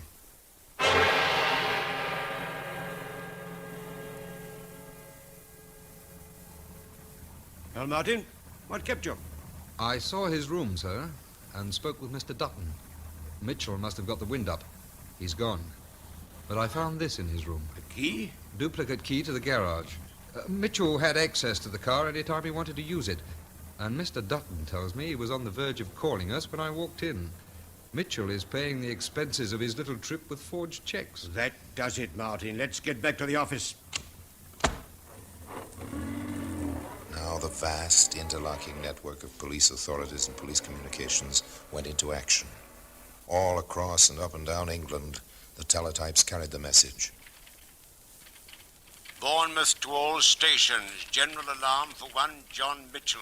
Age about 42. 5 feet 8 inches tall. Weight about 165 pounds. Hair brown, eyes blue. Distinctive, smooth, low-pitched voice. Wanted for forgery and murder. The word was out. Somewhere in England, a policeman would recognize John Mitchell. And a policeman did. Inspector Gardner speaking. This is Superintendent Cowan at Reading, Inspector. We have this John Mitchell for you. Picked him up when he tried to get a job at a garage here as a mechanic. John Mitchell was brought back to Boscombe. But the job wasn't done, even yet. After all, when the charge is murder, the plea of not guilty is mandatory. There must be a trial. And there must be attorneys for the defense. A man is to be presumed innocent until proven guilty. Therefore, the case had to be airtight, foolproof. No loopholes for a smart defense counsel. Now then, miss, when you walk into this room, there'll be a dozen men there with their backs turned towards you. You'll walk in backwards yourself, so that there'll be no chance of your seeing even the backs of their heads. Sort of blindfold test, sir. Yes, without benefit of blindfold. Are you ready now? As ready as I'll ever be. Let's go. Through here. These men have been briefed, Martin? Yes, sir. They know what to do. They're to read the words on the cards I've given them. Very well. You can begin. All right. You. Car will meet. Next. Car will meet. Next. Car will meet. Next, please. Car will meet. And the next? Car will meet. That's him. That's the voice. I'd know it anywhere. They were ready now, they felt, to give the Crown its chance to avenge the untimely and brutal death of one of its subjects. The prosecutor was confident. The defense was bold. Time and again, despite the experts, despite the weight of evidence, the defense managed to throw what seemed a reasonable doubt on the guilt of John Mitchell. The climactic moment came when Mitchell himself was on the witness stand. The prosecutor faced the prisoner. Mr. Mitchell, we're about to go back to school. We shall have a spelling lesson. I'm ready. Ask away. Will you spell if? I-F. If. We shall be more difficult as we go along. Will you be good enough to spell expense? E-X-P-E-N-S-E. Very good, Mr. Mitchell. You've learnt your lesson well. And now then, please spell Bournemouth. B-O-U-R-N-E-M-O-U-T-H. Well, fine, just fine. And, pleasant, Mr. Mitchell. How do you spell pleasant? P-L-E-S-E-N-T. I see. Pleasant. Just like a present. That's right. But it isn't right, Mr. Mitchell. Pleasant is spelt with an A. But you didn't spell it with an A today, nor did you spell it with an A when you wrote the telegram asking for a pleasant young nurse. What was your plan, Mr. Mitchell? Did you want to murder a nurse the way you murdered Ida Matthews? Perhaps in that terrible moment as he stood in the dock at the Old Bailey, the mind of John Mitchell may have turned to that other moment, when all unsuspecting he wrote out that fateful telegram. The selfsame telegram that can be seen today in the Black Museum.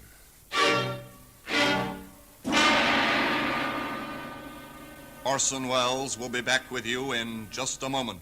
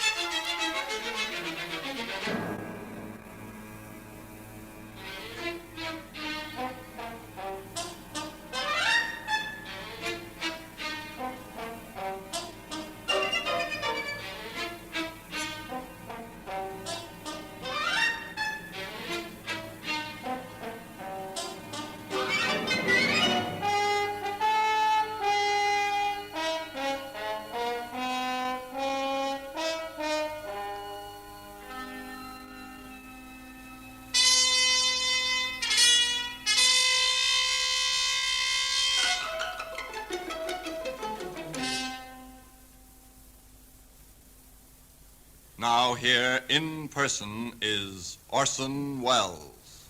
It might be said that John Mitchell was hanged by a missing letter A in the word pleasant. Be that as it may, circumstances caught up with this gentleman one morning at 8 o'clock, and he passed from this world because of a set of coincidences which fitted together in the minds of alert detectives in Scotland Yard. If Mitchell had known how to spell correctly, if Harris had not been a keen-eyed designer of automobiles, if Harris had not taken his trip when he did, if Marge, the post office clerk, had not been struck by Mitchell's voice. But it's no matter now. Now the telegram is to be found in its customary place in Scotland Yard in the Black Museum. And now Until we meet next time in the same place, I tell you another story about the Black Museum. I remain, as always, obediently yours.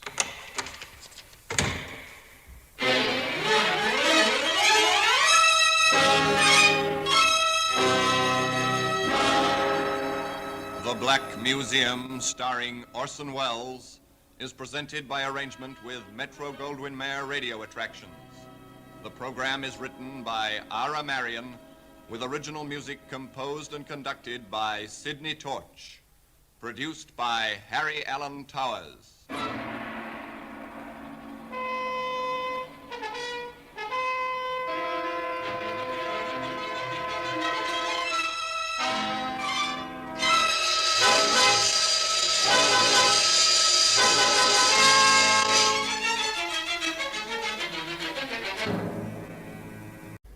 This is Orson Welles, speaking from London.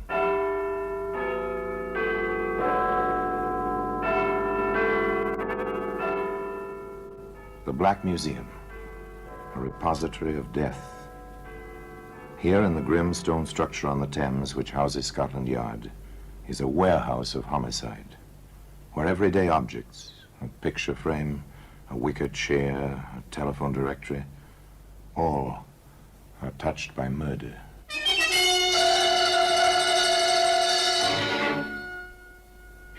A straight razor. It's a familiar object, straight razor. Perhaps your father used one like this. Mine did. Straight, keen-edged bit of steel, beautifully sharpened and stropped to remove a man's whiskers, or perhaps... A most efficient bit of Sheffield, isn't it, Sergeant? Yes, Inspector. For its original purpose, as well as the other. Matter of fact, I use one exactly like it every morning. A grim thought, Sergeant. A very grim thought. Today, that razor can be seen in the Black Museum.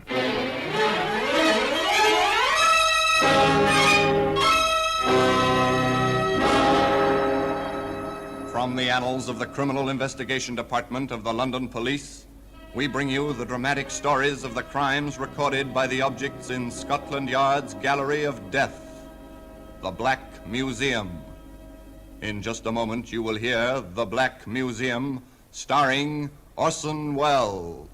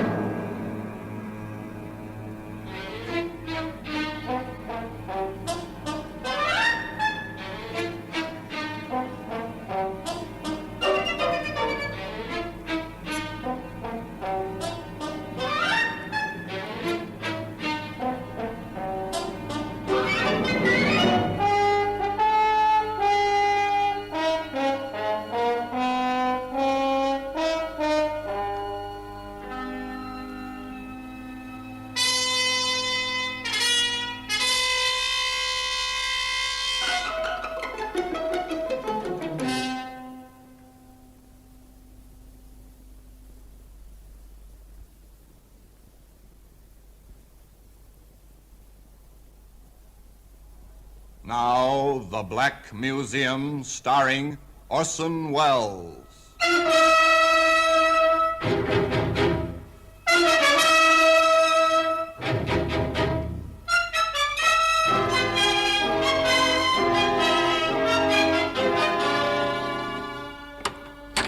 And here we are in the Black Museum, Scotland Yard's mausoleum of murder.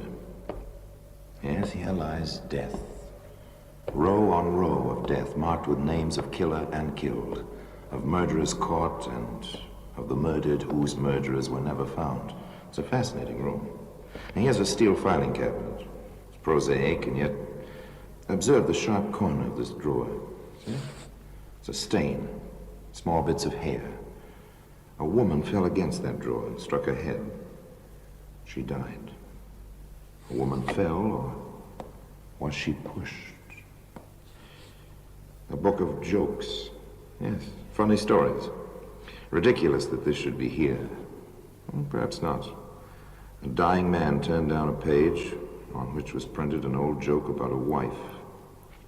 Ah, here we are. The razor. It's one of a set of 7. They used to come in wooden cases. You remember the 7 straight keen blades marked, one for each day of the week? And this one, well, it was used by a good-looking fellow of about 40 who had a way with the ladies. And no matter where, at home, in a parlor, or even in a hansom cab. Mabel, you are the sweetest little thing. Oh, I don't think it's proper you should talk to me like this, Mr. Wilson. After all, you are my employer. Mabel, darling, my name is Larry. And what if you are my barmaid in my establishment? If you'll only say yes, you shall be my wife. Mr. Wilson. Oh, Larry. Oh, but you can't mean that. A man like you would... But apparently he did want the likes of her. To all appearances, Larry Wilson had fallen head over heels in love with Mabel Dill. Now, listen to Larry for a moment. Mabel, little one, you've got to marry me. I can't see you waiting on the customers, drawing ale, working with me every day. I can't, and not have you for my wife. An interesting accent, hmm? Intriguing. Certainly to a susceptible young woman, that voice and that touch of accent was attractive. And when one has been a sheltered girl in 1896, as Mabel was, well... Father, there's a letter from Mabel. Is there now? I should think it about time our daughter wrote to us. Oh, my goodness. Something wrong? Oh, yes and no. Ridiculous. How can a thing be wrong, yes and no? Mabel's wanting to be married, and to her employer. What? Well, there it is in the letter, and a note from him, too, telling her how much he loves her. All very well if he means it. How do we know? Oh, perhaps it would be best if we went to find out. Excellent, Mother. Write to Mabel at once. Tell her she's to do nothing, absolutely nothing, until she's had the chance to talk with us. Simple people, the Dills, and eager to protect their daughter's future. So off they went, bag and baggage, to the Statue Tavern. A pub, in fact, owned by Larry Wilson, where Mabel was tending bar. My word, it's a party, isn't it? Looks like a wedding party to me. Oh, must be there's a bride somewhere. Oh, there she is. It's Mabel. Here now, my girl. What's the meaning of this? Oh, Dad! Oh, Dad! Oh, I'm so happy your mother got here today. Oh, Mabel, darling. Oh, didn't you get my letter? Oh, there was no letter. Oh, come along and meet my Larry. You'll be as happy with him as I will. Not much the Dills could do about it, was there? Mr. and Mrs. Larry Wilson, proprietors of the Statue Public House, the pub. And happy over it, too, both of them. Of course, things do happen sometimes in the most well-ordered of homes. There we are, Mrs. Wilson. I'm sure you'll be all right. Oh, Doctor, I'm so sick. I can't keep anything in my stomach. Oh, Doctor. She is so ill, Dr. Grant. What is it, do you think? Probably something she ate. This tonic will fix her up. The Welsh rarebit, that's what it was. Tasted a bit funny to me. I didn't finish it, remember, Mabel? Oh, I like rabbits so. Serves me right, I suppose, for being so greedy. Well, you've learned your lesson, little lady. From now on, more care. Fill the prescription, Wilson, and I'll look in on it again this evening. Right, Doctor. Mind now, less indulgence. Strict diet. An upset stomach, that was all, nothing serious. Except Mabel just didn't seem to get better. Mother Dill came to visit and decided to stay. I'm staying on, Larry. You've got your pub to tend to. I'll tend to Mabel. Mother Dill, there's nothing to be alarmed about. I'm staying, and I'm asking Dr. Marshall to look at Mabel. Who's he? My family doctor. Known Mabel for 10 years. Are you suggesting, Mother, that I'm not providing properly for my wife or giving her the best of care? I'm not suggesting anything, Larry, except that you have to worry about so many things, and I have nothing to do but take care of my daughter. I cannot allow it. A man's first duty is to his wife. More, I'm properly qualified. I can take care of her far better Larry, I will not be put off. As for your qualifications, well, really, a barber is no doctor, even though some people permit barbers to bleed them. Are you trying to insult me? And drive me away from my wife? The truth can be insulting, I suppose. However, from what Mr. Dill and I know, your care of your first 2 wives didn't work out so well. What with both of them dead and buried these 3 years. There was no arguing with Mrs. Dill. Her child was suffering, and she intended to have her way, and she did. Dr. Marshall came in consultation with Dr. Grant. It puzzles me. It does, really. You can see my position, Marshal. I've done everything the symptoms seem to call for. Nothing helps. Well, we'll see. Meanwhile, if we can get her to take some nourishment, the poor child's just wasting away. I've known her 10 Of course, years. this was 1896, remember. There are no methods yet, such as a series of gastrointestinal tests or a basic metabolism test, or any other of the modern means to determine the cause of intestinal ailments. The doctors had to work by observation and an occasional chemical reaction. In the case of Mabel Dill Wilson, it was tragic indeed. Larry. Larry. He's downstairs, darling. Mother's here. I want Larry. Oh, it's Larry. I'll call him, dear. Larry! Will you leave the bar and come upstairs? Larry! Larry Wilson came upstairs, and quickly, 2 at a time, he raced up the stairs and entered his wife's room. Is that you, Larry? Yes, sweetheart, it is.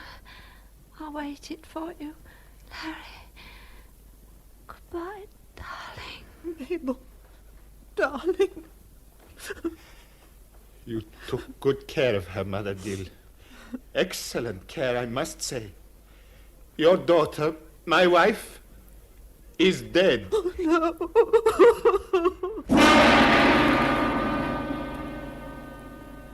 The child bride was dead, no doubt about it.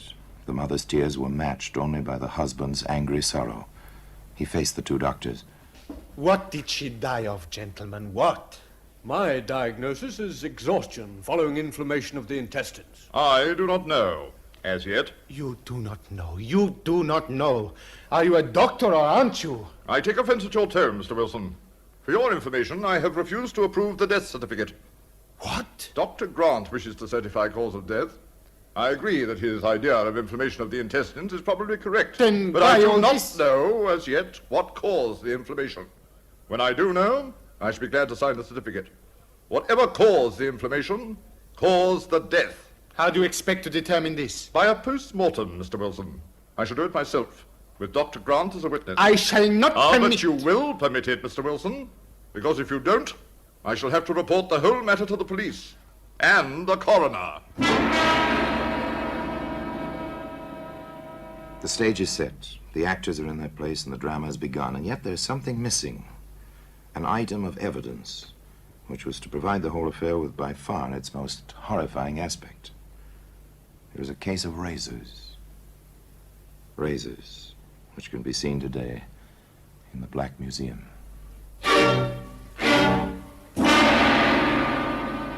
In just a moment, we will continue with The Black Museum, starring Orson Welles.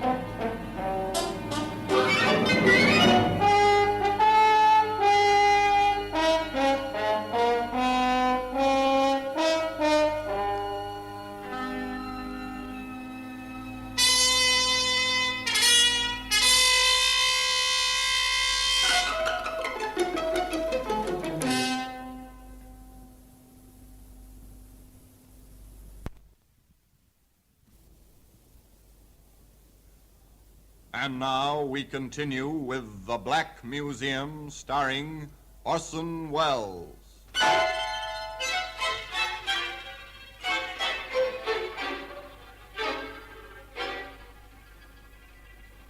2 doctors and the mortician took what remained of poor little Mabel to Dr. Marshall's surgery. There they did what was considered necessary and made their analysis. Shortly after, Dr. Marshall wrote out his report. And as a result of my analysis, it is my opinion that there is definite suspicion of arsenical poisoning. With that report and Dr. Grant's concurrence, there was nothing to be done but report the matter to the coroner and to the police. How certain are you, Dr. Marshall, that there is a large quantity of arsenic in the body? As certain as I can be, Inspector, without being a specialist in criminal toxicology. Have you preserved the necessary items, Doctor? Contents of the stomach and so on? I have. In sealed jars, initialed by both Dr. Grant and myself. Very well.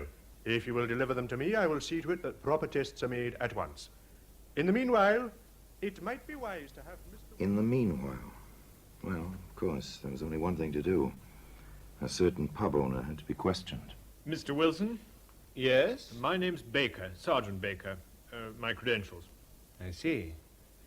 How can I help you, Sergeant? If you'd come to the station with me, sir, Inspector Waters would like to have a chat with you.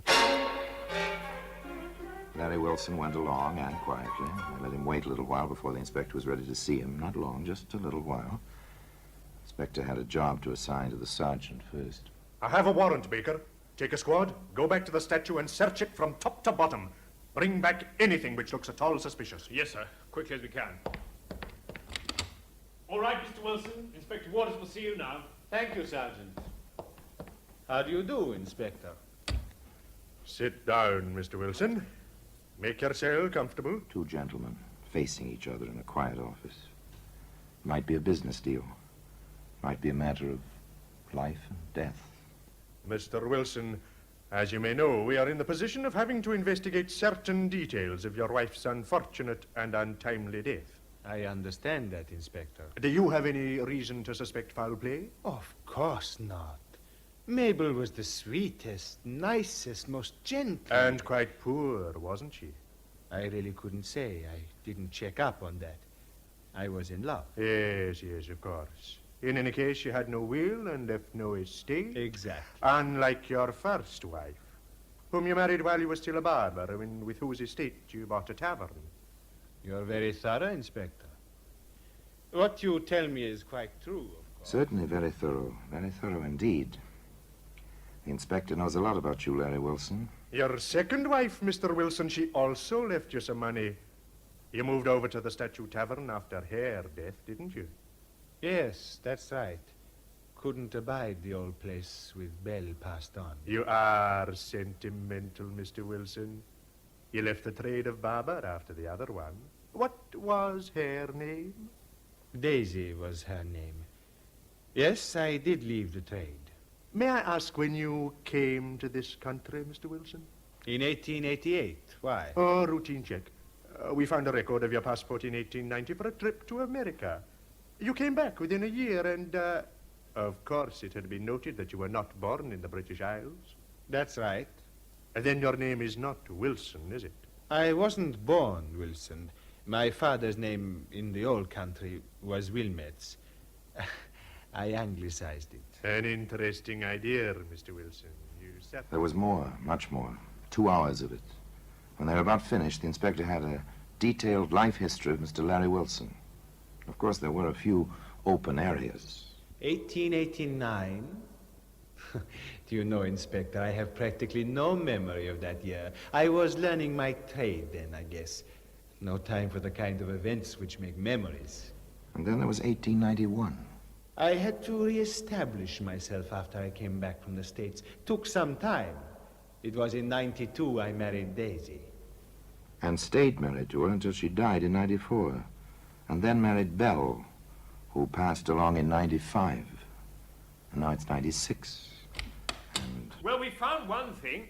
Oh, excuse me. I didn't know you were still here, Mr. Wilson. That's perfectly all right, Sergeant. I was just about to go. What have you there, Sergeant? A case of razors, sir. What? But those are mine. Yes, they are. I dare say the sergeant found them in your bathroom. He's been busy with a search warrant, you see. Yes, I begin to see a lot of things, including the reasons behind my being kept here. Is my mother-in-law in on this? On the contrary, she knows nothing yet. Where did you find those razors, Sergeant? Hidden, sir. Hidden in the bin on top of a spare bedroom closet, sir. Thank you, Sergeant. Very well, Inspector. While you're on your way, Sergeant, will you escort Mr. Wilson to his room? Of course. What's the idea? Are you arresting me? Not at all, Mr. Wilson. Not yet, at any rate. We're detaining you temporarily on suspicion, sir. Suspicion of what? I'll let you know in 24 hours, Mr. Wilson. That's the limit the law allows. After that, of course, I shall have to prefer charges of some sort, but by then the toxicologist will have reported.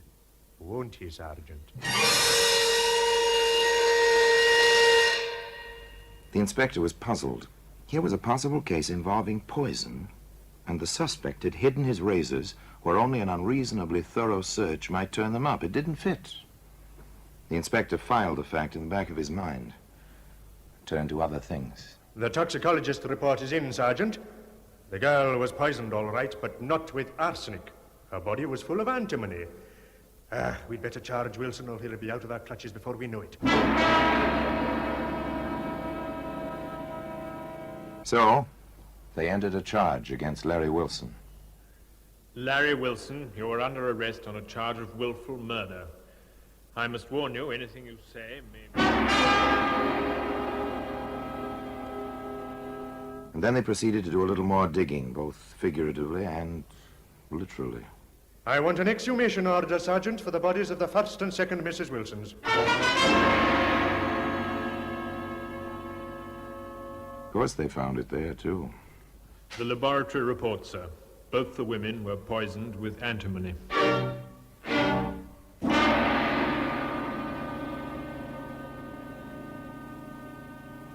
They called in Dr. Grant. Dr. Grant, you attended all three of Mr. Wilson's wives, did you not? Yes, I did. And you made out the death certificates in the first two instances? I did. And in both cases, you stated that the cause of death was exhaustion following severe retching brought on by intensive inflammation of the intestines. I did. But you didn't consider these facts at all suspicious? Why should I have? I've seen many such cases. Fatal cases?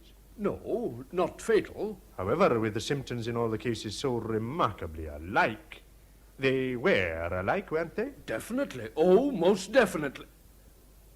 Now that you mention it, Inspector, the whole thing does seem a trifle too coincidental, doesn't it?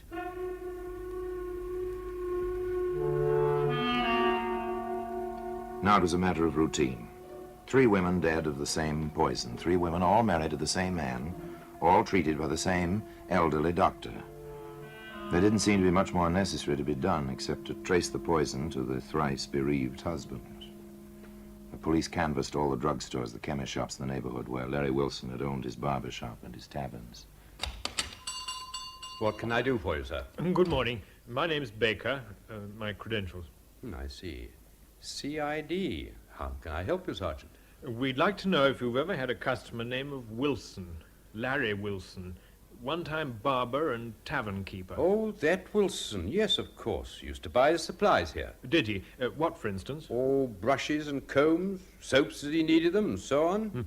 Did he ever buy any strong antiseptics? Not that I remember. Any poison for hair dye or such?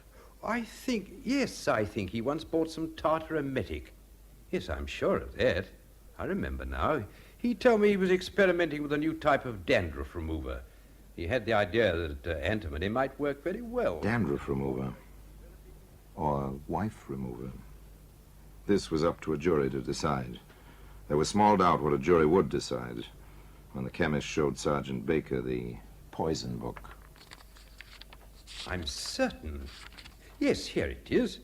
Day and date, amount, July the 5th, 1894. Tartar emetic. Signed L. Wilson. It's almost 2 years now. I have a pretty fair memory, haven't I, Sergeant? They had him. Bit by bit, piece by piece, the story was filled in. The saga of this man with a fascinating little accent and the women he'd married. Daisy Alistair, 5 years older than Wilson, owner of a small dress shop, with £350 saved painstakingly over the years. Belle Davis, owner of a flower shop, with £275 to her credit in the merchant's bank. And, of course, little Mabel Dill, who had nothing but sweetness and a share of good looks. 3 wives, 3 deaths, the poison. But still, the inspector was puzzled. You sent for me, Inspector? Yes. Sergeant, where do those razors you found fit into this pattern? The man was a barber, wasn't he? You do mean Wilson, don't you? Yes, yes. But why did he hide them? He says he was afraid somebody would cut himself. Nonsense, there were no children. Sergeant, I may have hit on an angle. I sent over to Criminal Records for this file. Look at it. I see, sir. The description of this man fits Wilson perfectly.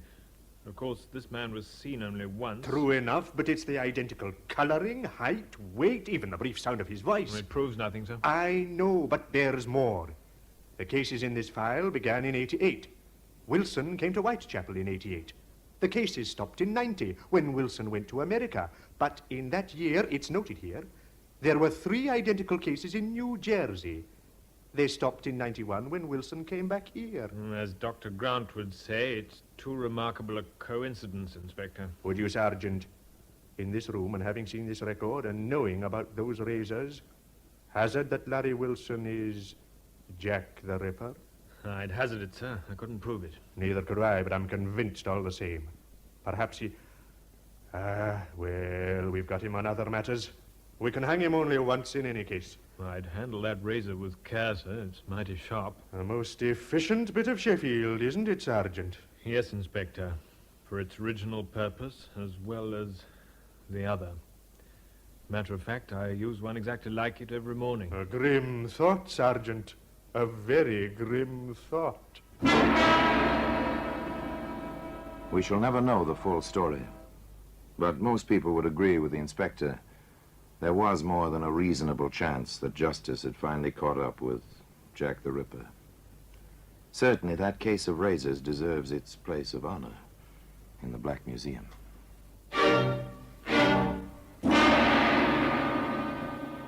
Orson Welles will be back with you in just a moment.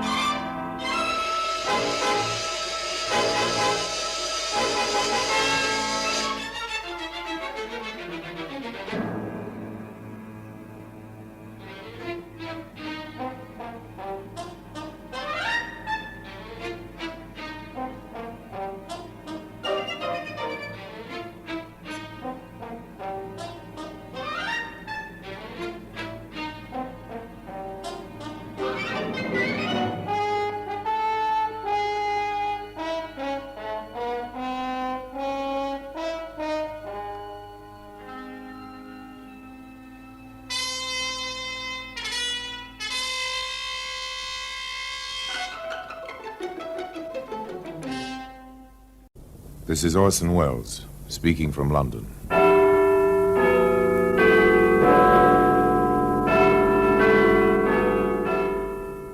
The Black Museum, a repository of death, a museum of murder.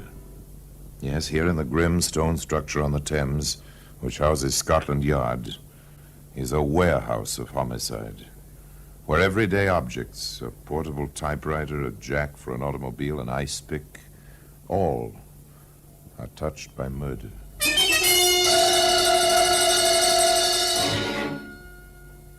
Here's a pair of spectacles.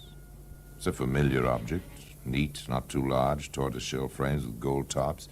You've seen them 100 times on girls who obviously have decided that they must wear glasses. They'll make the glasses as decorative as possible, but this pair... Women's glasses, right on top in the suitcase. And pretty thoroughly smashed. Poor Daisy. Something, whatever it was, must have hit her awfully hard to smash her spectacles like this.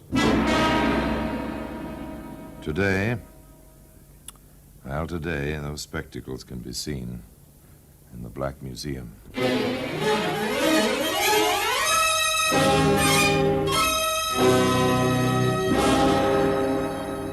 From the annals of the Criminal Investigation Department of the London Police, we bring you the dramatic stories of the crimes recorded by the objects in Scotland Yard's Gallery of Death, the Black Museum. In just a moment, you will hear The Black Museum, starring Orson Welles.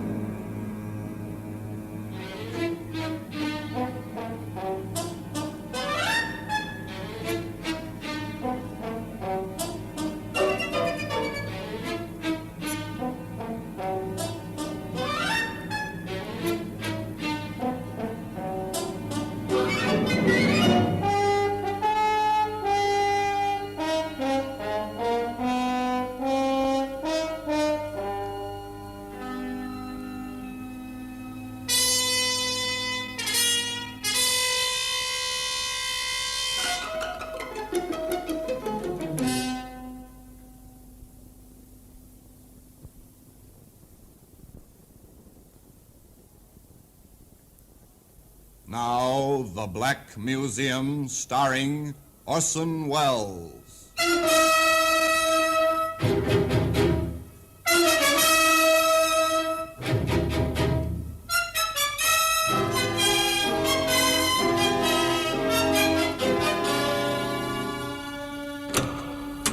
Well, here we are in the Black Museum. Scotland Yard's Museum of Murder. Yes, here lies death. Who died by these objects? The dead, named here on the white labels of the black lettering? Or the killers, named in equal place, in equal size, wherever they are known?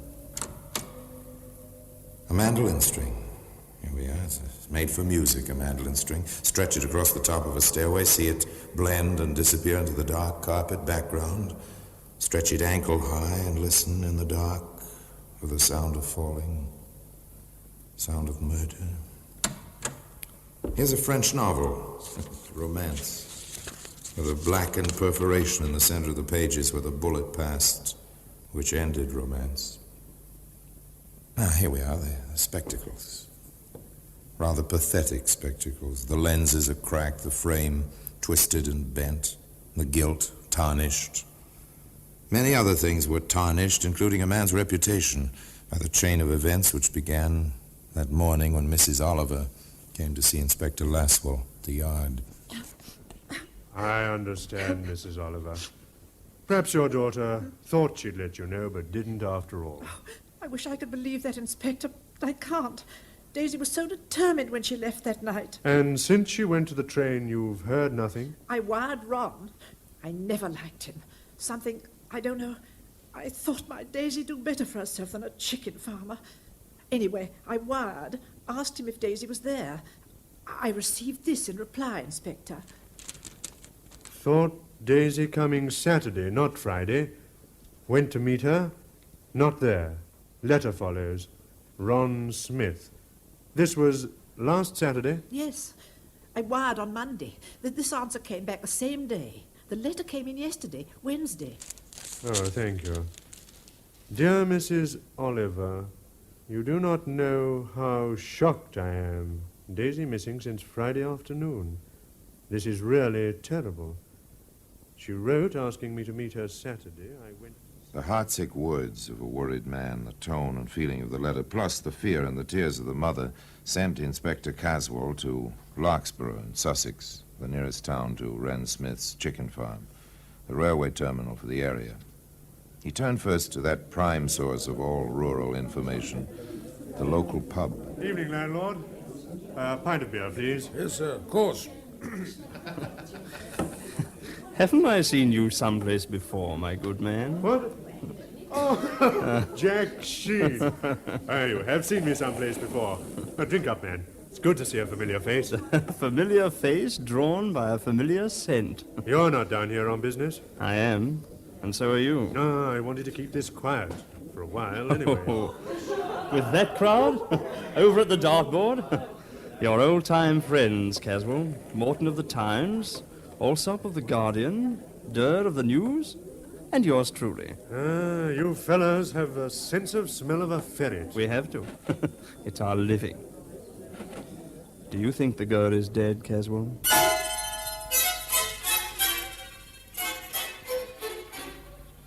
There it was, in words of one syllable, literally one syllable. Do you think the girl is dead? Inspector Caswell shrugged and turned to his drink. Without apparent effort, he drifted into conversation with the landlord while Jack Sheen stood by, quietly, unobtrusively. There been any talk hereabouts recently about a girl who's missing? Some?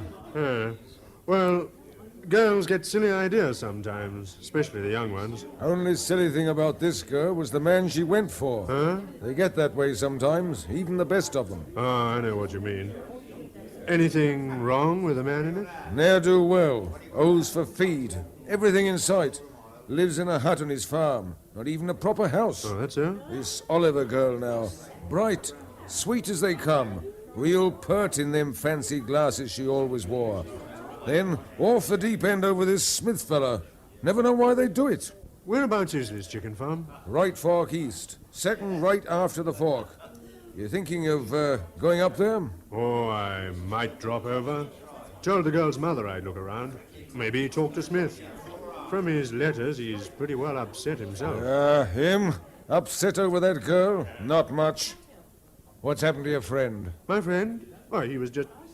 5 will get you 10, landlord. My friend is halfway there by now. Inspector Caswell was absolutely right. Jack Sheen was well up the right fork and turning into the lane that led to Ron Smith's chicken farm. Who's there? I said, who's there? I'm Jack Sheen of the London Daily Post. I'd like to talk to you. What makes you think I want to talk to you? Oh, most people talk to me. If they don't, I usually write what I think they might have said. Very simple. Smart, aren't you? I know my business, I hope. Fellows down in the village suggest you don't. Yeah, they like to talk. Don't you? Not about things that ain't my business. Daisy Oliver is your business. She was. Meaning, exactly? Daisy said she was coming down last Friday. I left my gate unlocked, like you found it tonight. She was always touchy about that. She never came, though. That's right. Now, all this talk. I'm more worried about her than I ought to be. Nancy's going to make a fuss about that pretty soon. Nancy? Well... A girl, Nancy Noble, lives up the road a piece. Her and me have been walking out lately. Daisy knew. I figured she'd be coming down like she wrote on account of... Apparently, Mr. Ron Smith, chicken farmer, was as garrulous in his way as his hands were in theirs. He clucked on at great rate. Finally, Jack Sheen got away. Scribbled a bit in his notebook and then off to sleep. But next morning, quite early... Hello there. What? Oh, you startled me. You don't look as if you scare easy. I don't. Who are you walking into a barn like this behind a busy girl's back? A fellow who thinks you'd make a better wife for Ron Smith than some frail little girl from the city. You know your way around, don't you? There was banter and introductions. Nancy was quite flattered, of course, over the visit of a reporter. She talked. Sure, I met Daisy. Like her? All right. If you go for milksops. I see. I heard Ron was going to marry her right after Christmas. Not if he could break the engagement, he wasn't. He's all set to marry me. Oh, so that's the way the wind blows, huh? It sure does. Or did. Now, with all the fuss over Daisy disappearing, well, Ron's too upset even to think, I guess. Upset, is he? He told me, night before last. He's afraid she's killed herself. So Daisy may be dead. And Ron is afraid she may have committed suicide. Well, Jack Sheen has turned up a fact or two, hasn't he? Of course, Inspector Caswell hasn't been inactive. Mr. Jaffrey, I'm told by our host, the landlord, that you think you saw the Oliver girl last Friday night. I think so. I was coming up the road, out past the fork. My place is out past Smith's. There was a girl ahead of me. She turned to look back. I thought I saw her wearing spectacles. Is that all? Well, she must have turned in at Smith's. She didn't pass my place. Reed here saw her real close. Did you, Mr. Reed? Yes, sir. I met Jeffrey on the road. I was coming down to the road of the village after fixing the septic tank out to Jeffrey's place. Girl passed real close. The Oliver girl, all right, wearing her specs and carrying a suitcase. Ah, that's right. She had a suitcase like she walked out from the train. Why, the Smith fella didn't go in and meet her. Then there was the routine visit to the cottage where Daisy usually stayed when she was in Larkspur. Did you hear from Miss Oliver, ma'am, that she was coming down here this past Friday? She didn't, and she always stayed with me.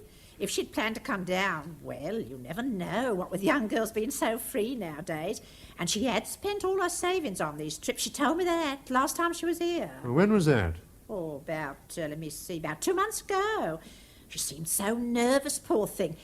Even then, you know, jumpy, always a little scared, like a rabbit, sort of. Oh, I don't know, I wish I didn't keep thinking... And finally, there was Edith Staple. Miss Staple had a friend in the outlying area, and Miss Staple had been crossing a field near the chicken farm, a kind of shortcut. Yes, Inspector. I'm positive I saw her. I saw 2 men on the road, too. One passed her. The men met, talked a little, and went on. By the time I passed the lane to Smith's place, she was in as far as the first shed. You saw quite a bit, didn't you? The road is on a little rise just there. I was coming up to it, and everyone was, well, sort of outlined against the sky. Well, thank you, Miss Staple. Thank you very much. There must have been a girl. 9 chances out of 10 it was Daisy Oliver. But how to prove it? Where had she disappeared to? Inspector Caswell and Jack Sheen compared notes. They stayed around Larkspur. That fact alone started the talk, which had impetus enough in any case.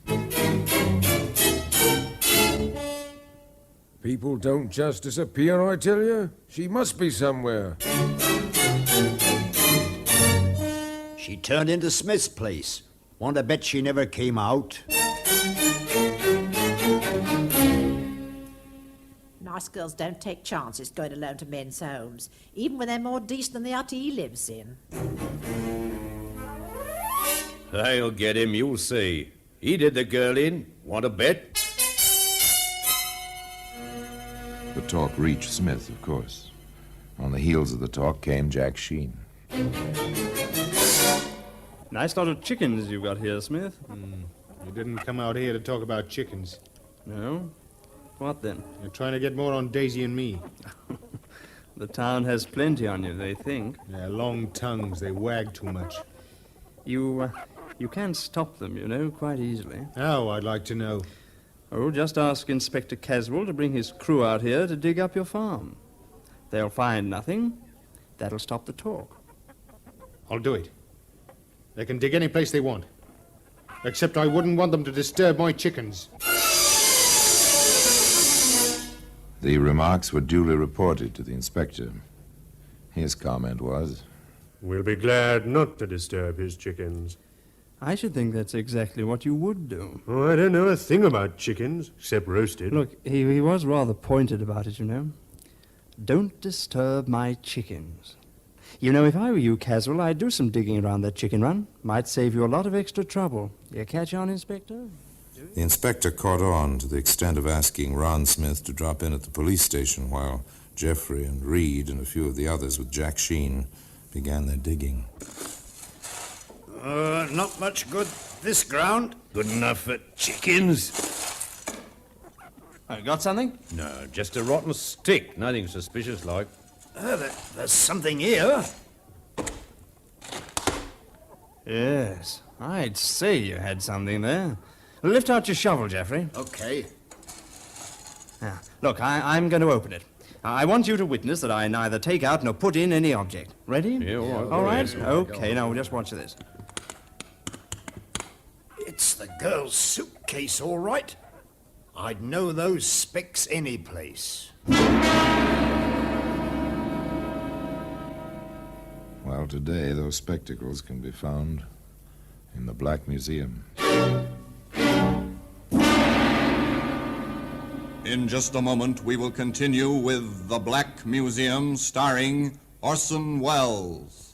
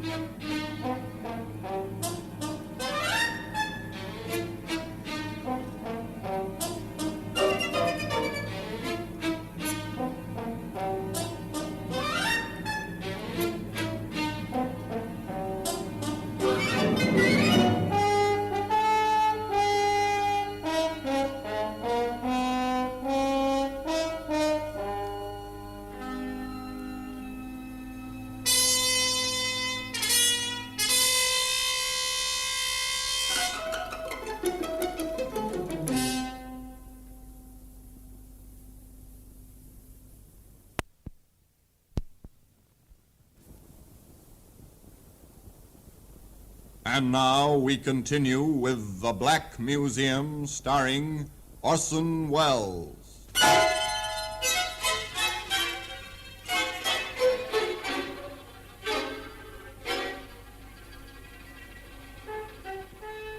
It was her suitcase. Yes, there it was, the earth of the chicken run clinging to its frayed handle, its shabby sides.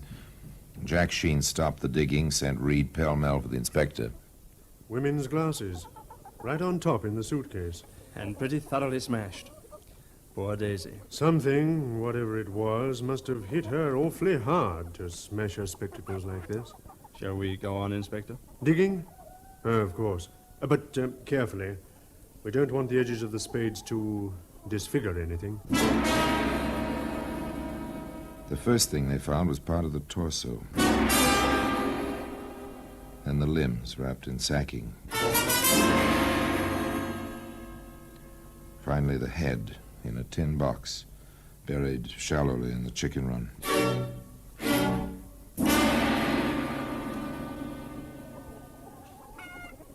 Oh, I've had enough. Are we through? Sorry I didn't have a regular police crew for this.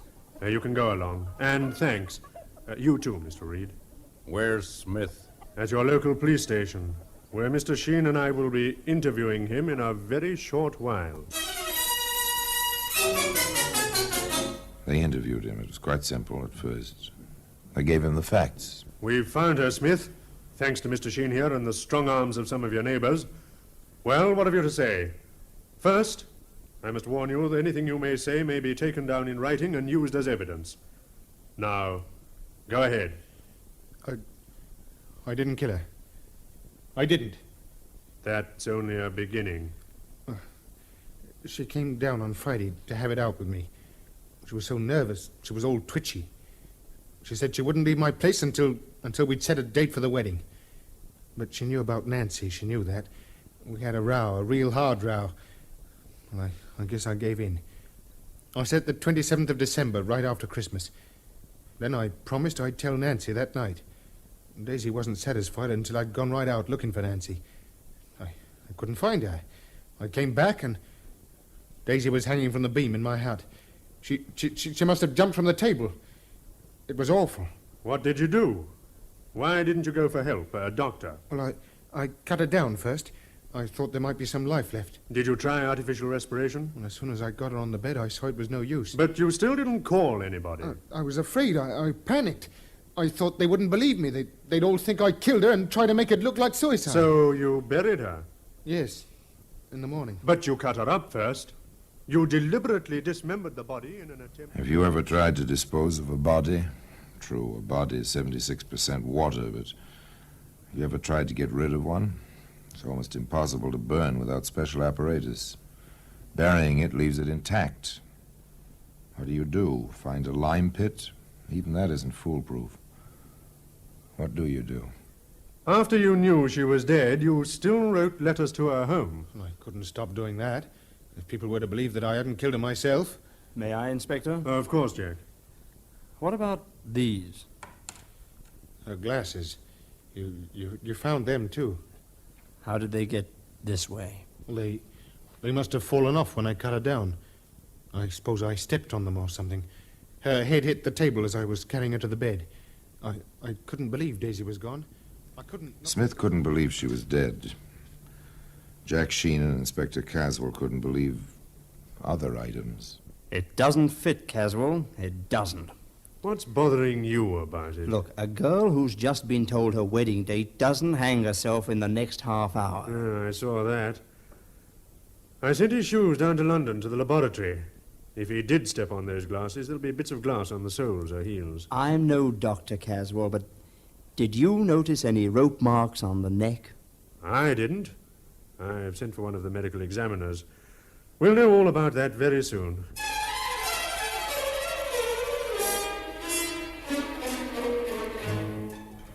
They held Smith on an open charge. The least would be an illegal burial and failure to notify the proper authorities. Meanwhile, Sir Harold Hubert, one of the Yard's best medical men, came to Larkspur. He worked, and he made his report. The girl did not die of strangulation, gentlemen. What was that? She didn't? There's a slight discoloration of the throat, but that was probably caused after death. Oh, what did she die from then? Shock. Caused by the multiple bruises all over her body. That girl was beaten to death.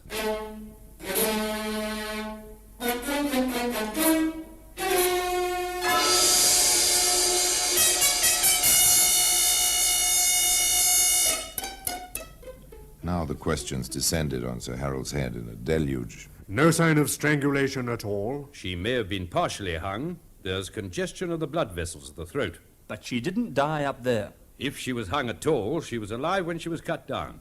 What else could have caused the congestion in the throat? Manual strangulation. Or she could have been knocked down, as is a logical assumption in this situation.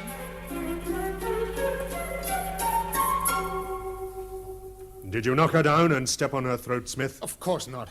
How could I have when she was hanging as I entered the building? You're certain she was hanging and dead? I know she was hanging. I'm as sure as I can be that she was dead. All right.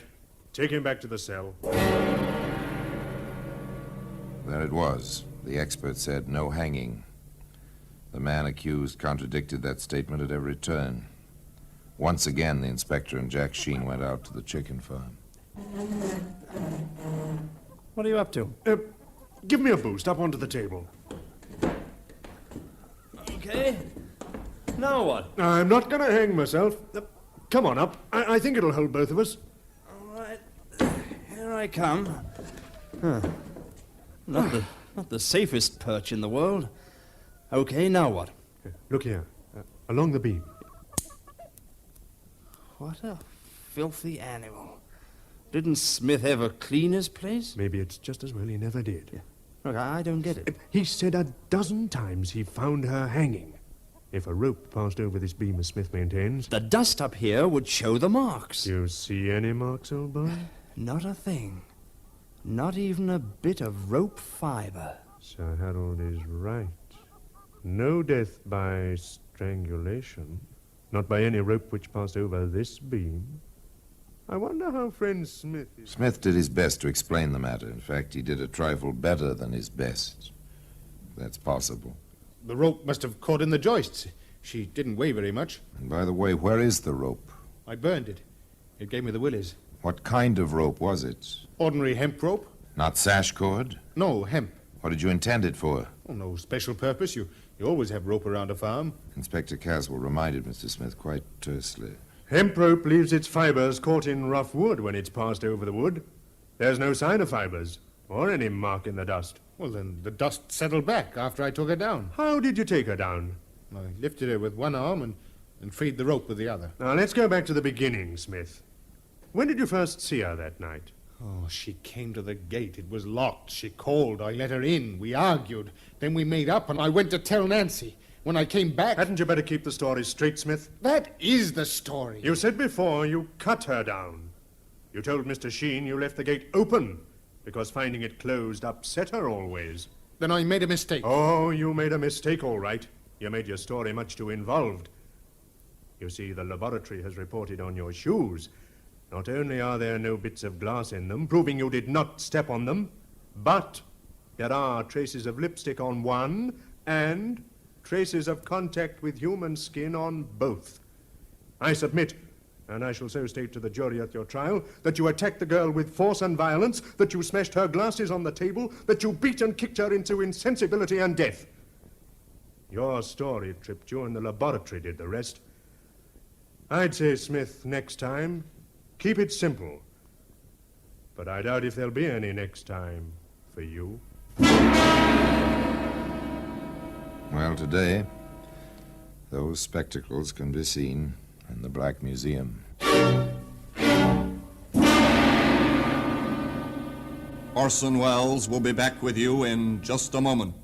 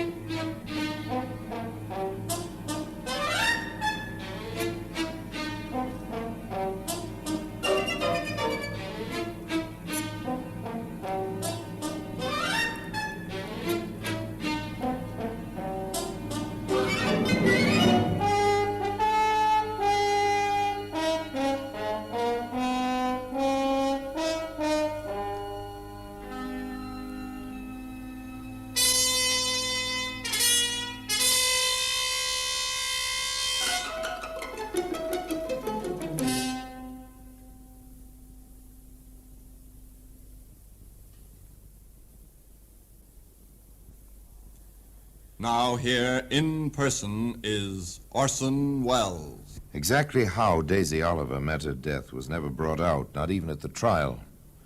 Whether Ron Smith beat her to death or whether she fell to her death, no one knows. But she was murdered, and by Ron Smith. There's no reasonable doubt about that. Nor was there any doubt about this man's character. Not only did he write of his concern over her disappearance to Daisy's mother, not only did he write long, endearing love letters to a girl he knew was dead, but from his cell, as he awaited trial, he sent a wreath to her funeral, palm leaves and one lily, with the phrase attached, "Until we meet again." I wonder if they ever did meet again. Well, until next time, till we meet in the same place, and I tell you another story about the Black Museum, I remain, as always, obediently yours.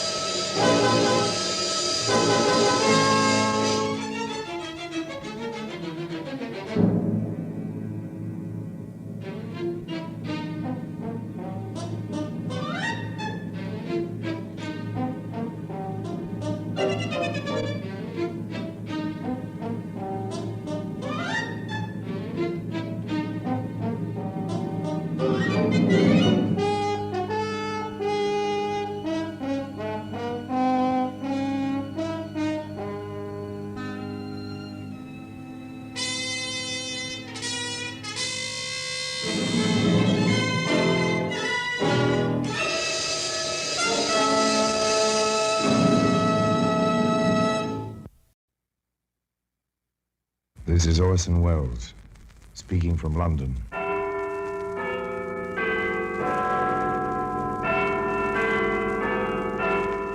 The Black Museum, a repository of death.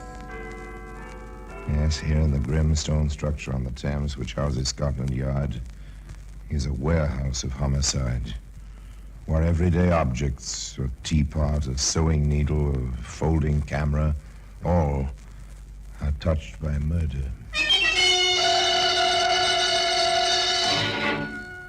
Now, here's a handkerchief, a khaki handkerchief, soldier's handkerchief. It's a common enough sort of thing during the war. A handkerchief stock. Fairly clean, if a bit moldy. That would be from exposure, Thompson. Looks like army issue. It is, but no hero used it. You can bet on that. Well, that handkerchief can be seen today in the Black Museum.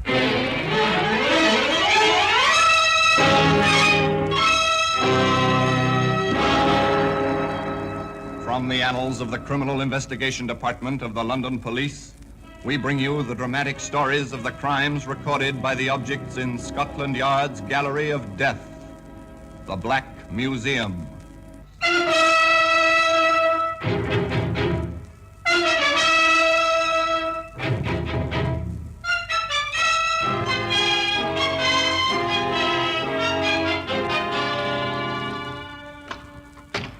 Here we are at the Black Museum in Scotland Yard.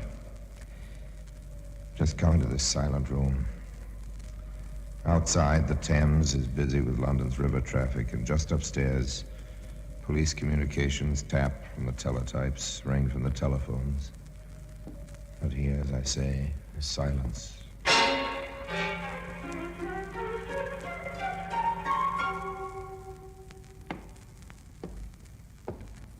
Now, here's a length of garden hose. Once it was connected to an exhaust of a car. From there up through the floorboards. The time was winter. The driver rode with all the windows closed, and the car crashed. The man died. It wasn't exactly an accident, no, it was murder. Here's a German Mauser, war trophy heavy gun. Strange, a tiny woman held it with two hands, smudged her own fingerprints. She was found out. Her hands gave her away. The paraffin test, you know, for gunpowder smoke. Ah, here we are. Here it is, the khaki handkerchief. Originally, it was intended for camouflage. fairly shouted for recognition at the right time in the wrong place. Yet the trouble first appeared as the commonplace ringing of a telephone.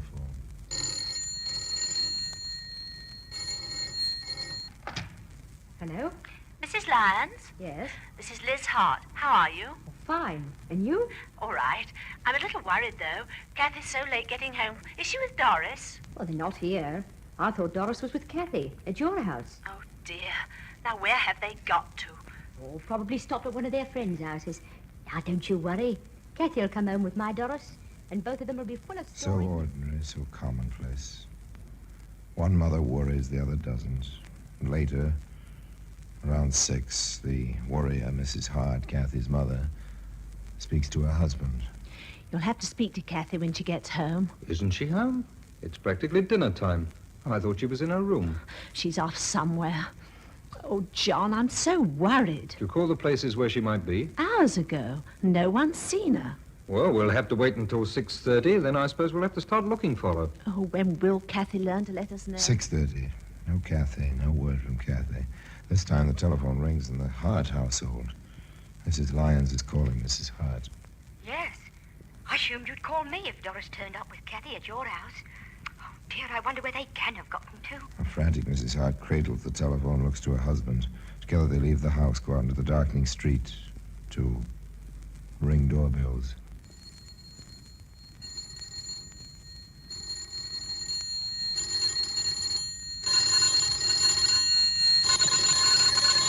I'm sorry to disturb you, but I'm trying to find my girl. But the Carters haven't seen Kathy. Excuse us, old man, but our Kathy seems to be among the unaccounted for. No, the Bradleys haven't seen Kathy. Sorry to bother you. Have you seen anything of our girl? No, the Corbetts haven't seen Kathy. Oh, please. I'm almost frantic. Where's my... Oh. No one has seen Kathy. No one's seen Doris. Word is getting around now. The rumors spread. The time grows later. All of Penn, rustic Penn in Buckinghamshire, is buzzing now. At the inn, the tap room is crowded. Closing time draws near. Still, no word. Penn Inn, landlord speaking. Oh, this is John Hart. Look, Lyons and I are together at my place. Do you think some of the men would help us start a search? Well, I'll ask them, Mr. Hart. I'm sure they will. Now, you stay right where you are. We'll be along very soon. Can I have your attention, men? Your attention, men. Hart and Lyons need help. They want to start a search. Now, how many of you fellas will help? After all, neighbors are neighbors. And if we can So help... it begins. The long, hard search continues. It's 6 hours now they've been missing.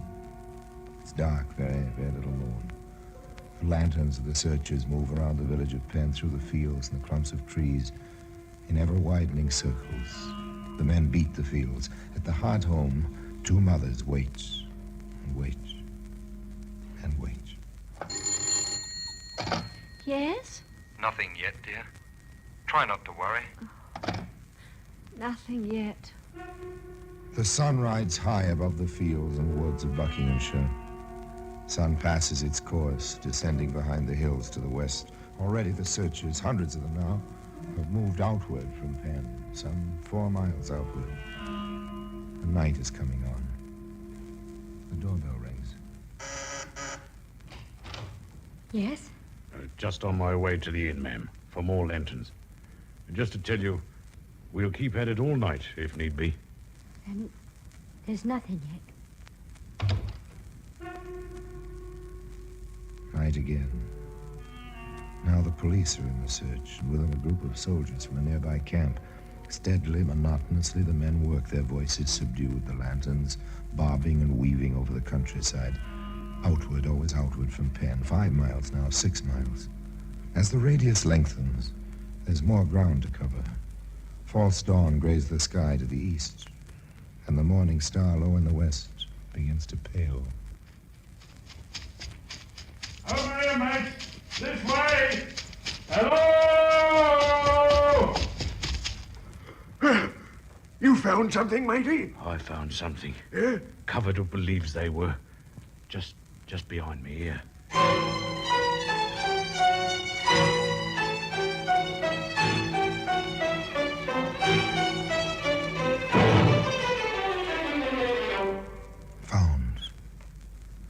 Many men brought the terribly tragic news back to Penn. In the little wood with its running stream where the bodies were found, 2 of Scotland Yard's inspectors, Thompson and Stark, took over together. Now was the time for professionals at manhunting.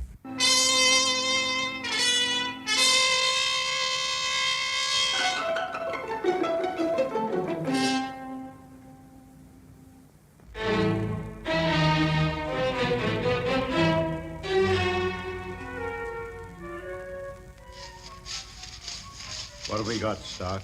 Not much. Barely anything to go on. Gas mask container, wooden, out near the road.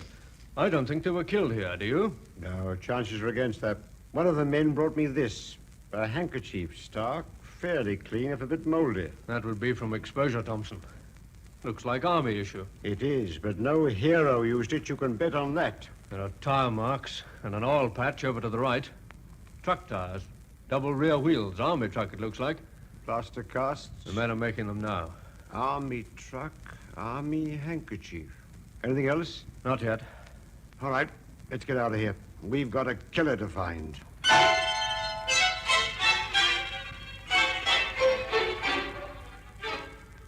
They know the routine, these two.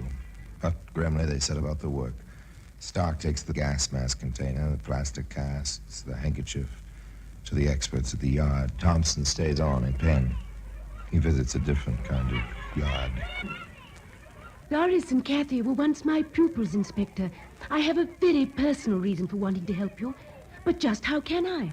It doesn't need me to tell you, miss, how observant children can be. Now, it occurred to me that some of the kiddies in your school who live near the Hart's home might have noticed something unusual on their way back from school.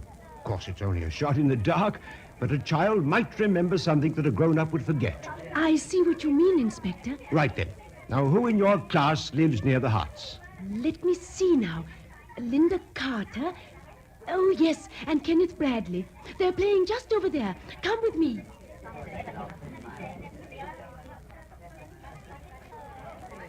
Now then, what's your name, young lady? Linda Carter. And yours, my lad? Kenneth Bradley, sir. I understand you two both live in the same street as the Harts. Yes, sir. I live next door. Kenneth's a couple of houses down. Right, Kenneth? Yes, sir.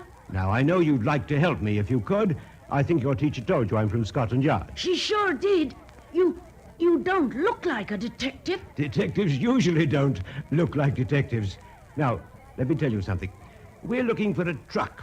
A large, heavy truck. An army truck, maybe? Maybe. Why, did you see one, say, day before yesterday? Yes, sir. At the crossroads. Just standing there. Oh, I saw it, too. It was a big one. Oh, anyone in it? Just the driver. He had an awful red face, and he had glasses on with silver rims. He was sitting there smoking. Can you tell me anything about the truck? No, I just remember the man in it. It looked like a wireless truck, but it didn't have any aerial. There were those big double wheels on the back, and a number 44 on the door, and a red and blue square on one side, and the tailboard had some letters. JB, I think. And on the front bumper there was BAT, CPM. Battery C prime mover. Anything else, Kenneth? Not that I can think of, sir. No, sir. How old do you think the driver was, Linda? Oh, 26. You seem very sure. Did you ask him? No, sir. But he looked about my father's age, and Daddy's 26. I heard him say so. Thank you, Linda. You too, Ken. You've been very helpful. When you come to London, I'll see to it that you're shown through the yard. You'll like that, I'm sure, eh?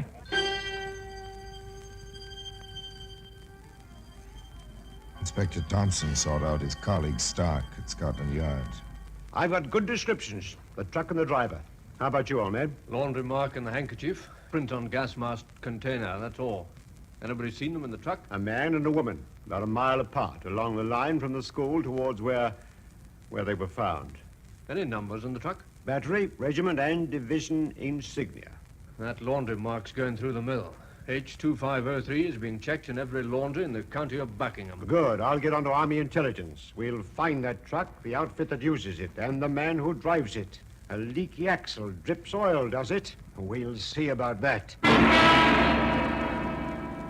Well, that handkerchief can be seen today. in the Black Museum.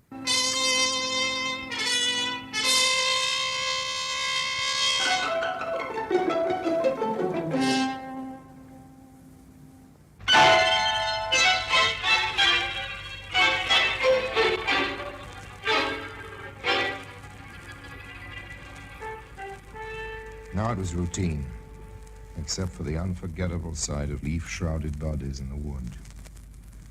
The mechanics of tracing a laundry marker, routine.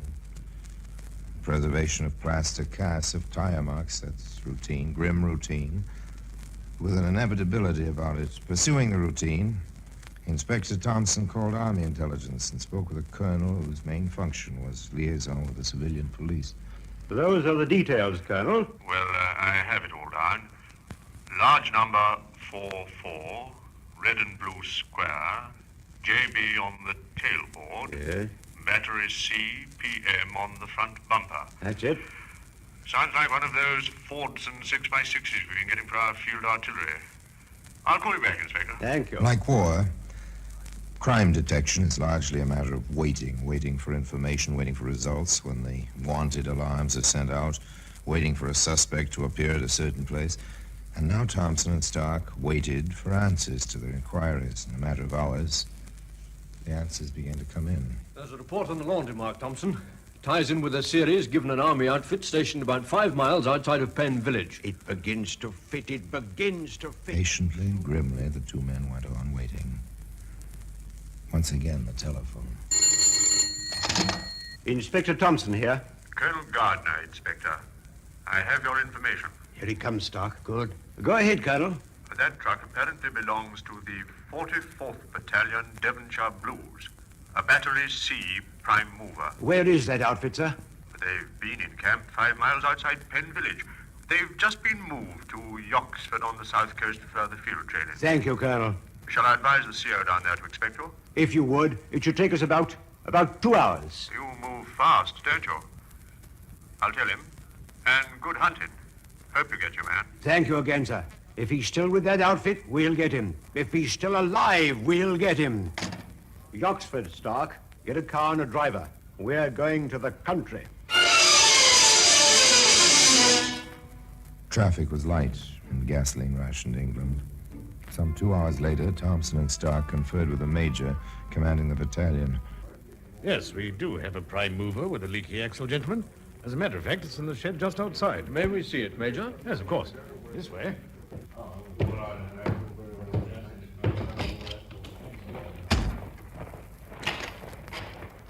I have the tire cast, Stark. Good.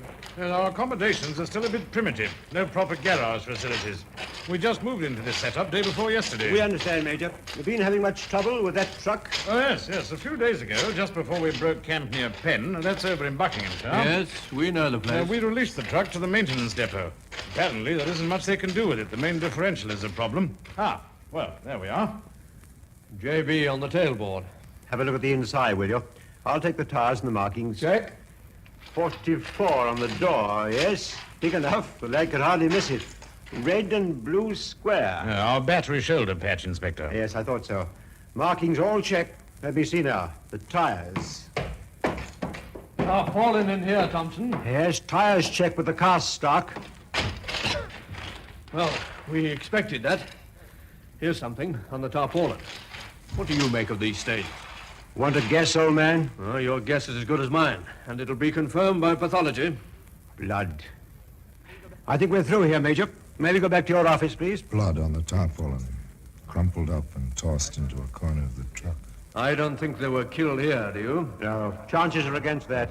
No blood around here. But blood on the tarpaulin in the truck.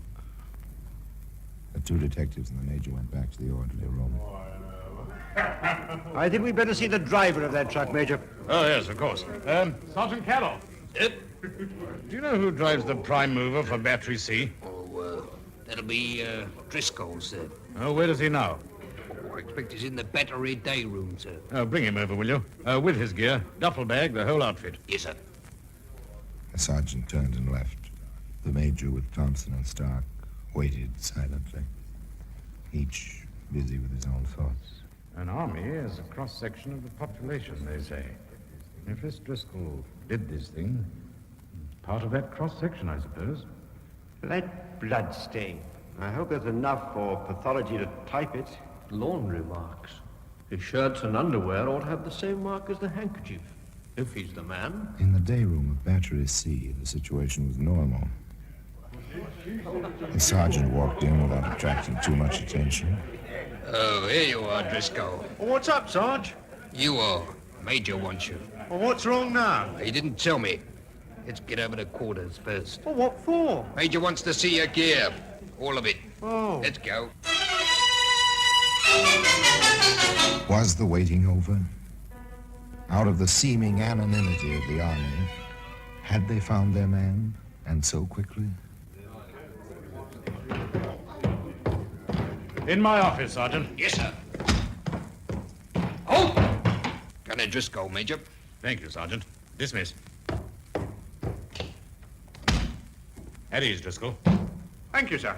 This is Inspector Thompson and Inspector Stark, Scotland Yard. They have some questions, Driscoll. Answer them. I'll try, sir. Well, he's all yours, gentlemen.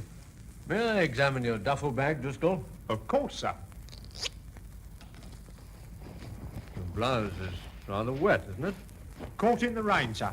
Must have been quite a rain to go through the pockets like this. It was, sir. You're sure you didn't wash it yourself and pack it before it was dried? No, sir. It was the rain, sir. How do you explain the shirt? The cuffs cut off like this. Came back from the laundry with the cuffs all frayed. I cut 'em off. Only used a shirt round the truck, sir. I see. Driscoll, does this handkerchief look familiar to you? Like any other handkerchief, Inspector? Thompson, the laundry marks. Here, collar of the shirt. I see it. We'll try again, Driscoll. Look at the laundry marks on the shirt and on the handkerchief. Seems to be yours, doesn't it? I wouldn't know about laundry marks. They're identical, aren't they? Have you had a handkerchief like this recently? All the army issue is the same, sir. We get a lot of trouble getting things back from the laundry. Someone else could have had this handkerchief. Rather a careless laundry, Driscoll. Sorry, sir. Yes, sir. Have a look at this tarpaulin, Driscoll. Yes, sir. What's your guess about those stains? Grease, sir. That shape? That color? Might be blood, sir. This tarpaulin comes from your truck, Driscoll. I never saw the stain, sir. Might be someone swapped this one for mine. Driscoll, where were you on the 19th, 3 days ago? Maintenance depot. Repairs. Leaky axle. Did they repair it? Well, they couldn't. Not in the time we had before we moved down here. I see. Anything else, Stark? Not at the moment.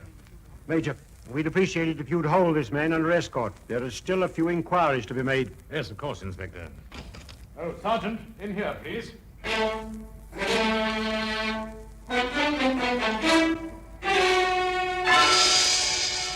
There were still the loose ends on identification on the laundry problem. Driscoll wore horn-rimmed glasses. Inspector Thompson asked some more questions. I see, Corporal. He wore army issue and suddenly he bought himself the horn frame. You joked with him about it, and he didn't like it. Grew angry, did he? Inspector Stark visited the regimental laundry depot. No complaints from Gunner Driscoll about losing things for him. Never tore or frayed his shirts. I see. Thank you. Stark stayed with the shirt. A battery mate of Driscoll's had noticed the missing cuffs. The night you rolled in here, you noticed the cuffs missing. That was the night of the 20th. Very good. Inspector Thompson turned up an interesting item. Say that again, Sergeant. Night we came in here, we heard about those two in the woods. We were shooting the breeze about it in the day room. All at once, sir, Driscoll looks around and says, 10 to 1, there's a murderer in here, that's what. And once again, a telephone. Yes? Oh, it's for you, Inspector. Thank you, Major. Inspector Thompson speaking. He did? I see. It's been checked at criminal records. Good. Very good. Yes, of course I wanted the word at once. Thank you very much. They found something? The crew we left at Payne turned up the second gas mask container. Metal, this one. Had a print on it. They checked in criminal records. The fingerprint belongs to an Oscar Driscoll. Served a term 8 years ago for molesting and impairing the morals of a minor. Oscar Driscoll, you're under arrest. The charge is willful murder of Kathy Hart and Doris Lyons on the afternoon of October the 19th.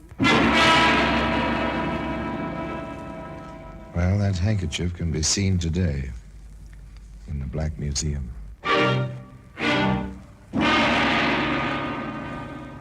The defense, of course, was insanity.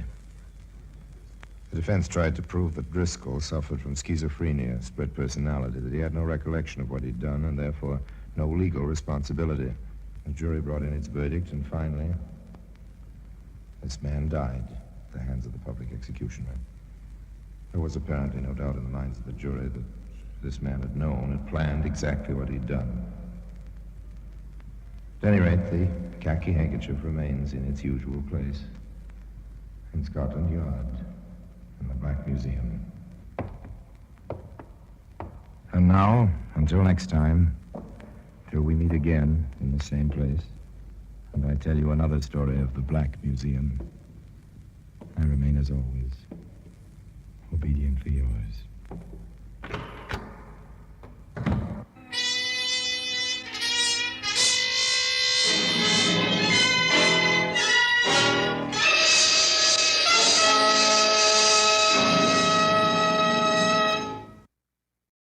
This is Orson Welles, speaking from London.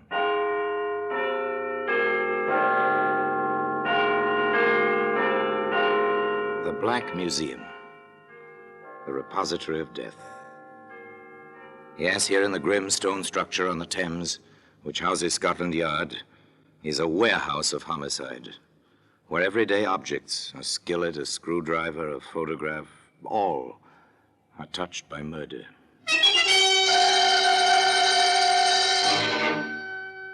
Here's a .22 caliber pistol.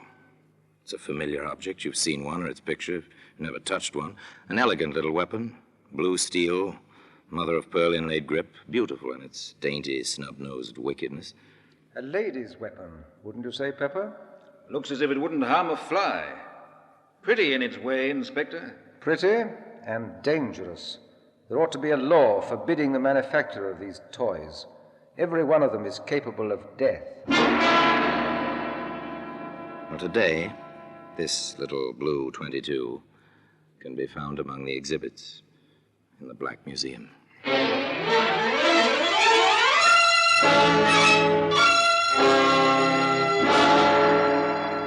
From the annals of the Criminal Investigation Department of the London Police, we bring you the dramatic stories of the crimes recorded by the objects in Scotland Yard's Gallery of Death, the Black Museum.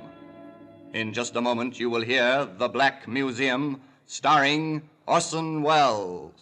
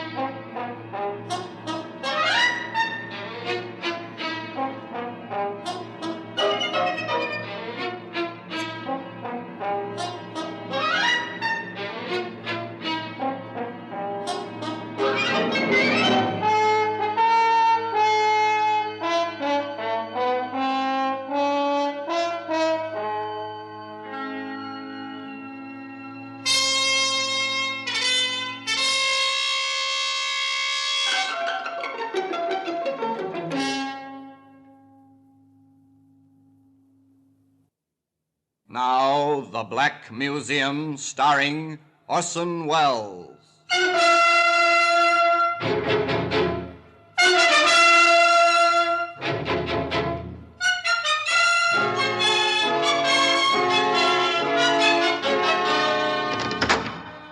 Well, here we are in the Black Museum. Scotland Yard's Museum of Murder. It's an impressive place, with a kind of echoing awe which comes from a vaulted ceiling and somber lighting. Weird, fantastic, with a harsh, real fantasy that comes with murder. Here lies death, and so neatly. Each object placarded with a small white card labeled with black lettering, name, place, date, disposition of the case. Here's an odd-looking ashtray, soapstone. It's carved rather nicely with the crouching figure of a woman. Something decorative for your living room, but observe closely now the red-brown stain on the rim. Lift up the tray, hold it by the figure of the woman. Oh, yes, it's comfortable in your hand, and suddenly, this is a weapon. Ah, here we are, the little blue 22. It's silent now. It was silent, too, during Vivian Davis's cocktail party in London's smart, sophisticated West End. In Vivian's quite chic apartment. It was not destined to be silent, though. Not very long.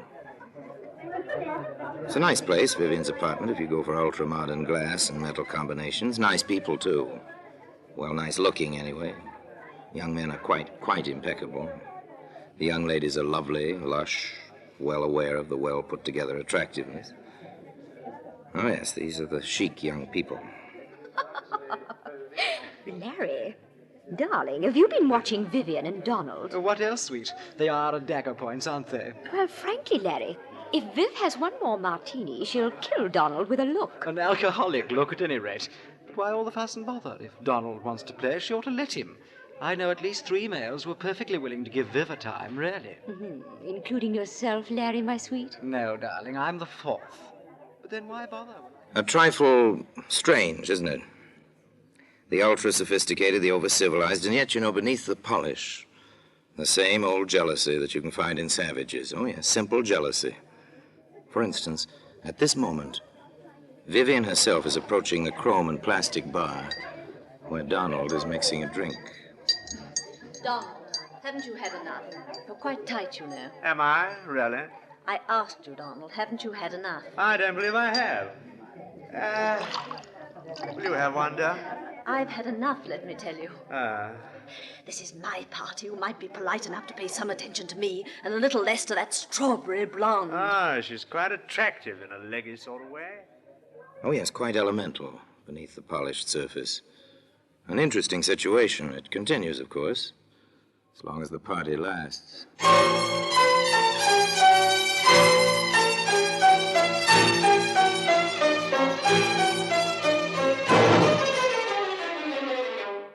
It continues, as a matter of fact, well past the end of the party, even to the moment when May and Larry are making their farewells. The last of the guests to go. Oh, it was simply marvelous, Viv, darling. Just delightful. I always adore your parties, Viv. The liquor flows like water. Oh, thank you both for coming. My little parties wouldn't be the same without you. Isn't that so, Donald? Huh? Yes, yes, of course. Coming, Donald, old son? Well, I don't exactly Oh, know. Larry, please. What? Oh, put my foot in it, haven't I? I'm sorry, old man. Au revoir, Viv. Let the martinis run again sometime soon. Bye, darling. Ring me, won't you? Oh, soon, darling. Quite soon. Donald's for it now. Did you see the look in her eye? Come along, dear. Don't be catty. Oh, I don't know. The party's over now.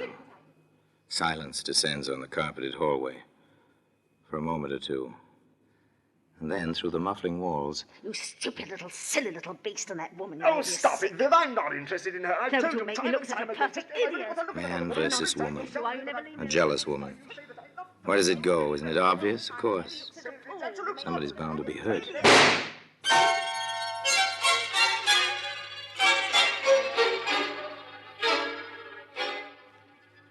Inspector Summers and Detective Pepper arrived quickly from the yard. This seems to be the weapon, Inspector. A 22. Blue steel, mother-of-pearl grip. A lady's weapon, wouldn't you say, Pepper? Looks as if it wouldn't harm a fly. Pretty in its way, Inspector. Pretty and dangerous. There ought to be a law forbidding the manufacture of these toys. Every one of them is capable of death. Funny. What is? The body, out here, on the landing. Yes. Well, we'll find the reason for that shortly. Not much blood. 22s don't make much of a hole. Stay here, Pepper. I want the pathologist to see the body before it goes to the morgue. You know the procedure. I'll be inside with the prime and only suspect. Yes, sir. I understand.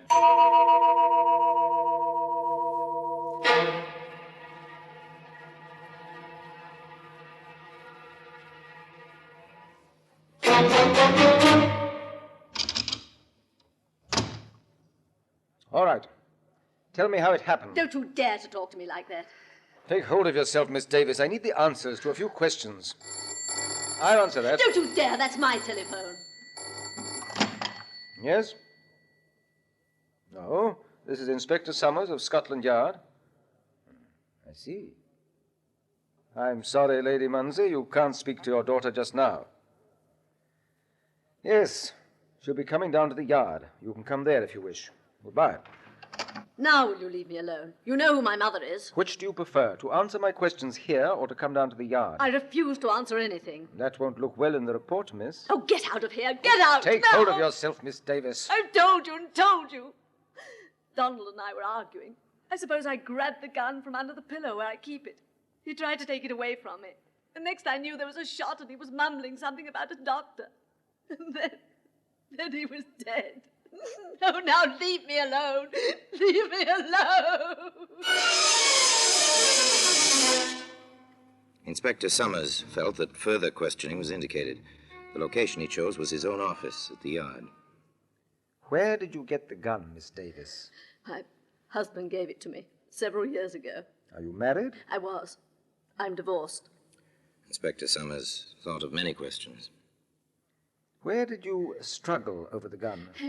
In the bedroom. I see.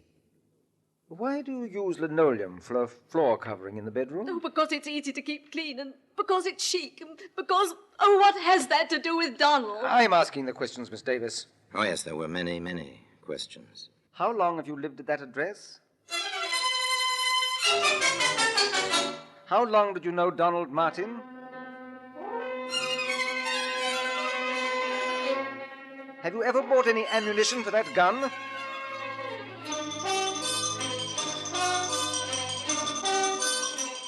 What were you quarreling about? It went on and on. And finally... Very well, Miss Davis. We shan't hold you. But don't leave London. And your mother is waiting for you. You better go home with her. We're sealing your apartment.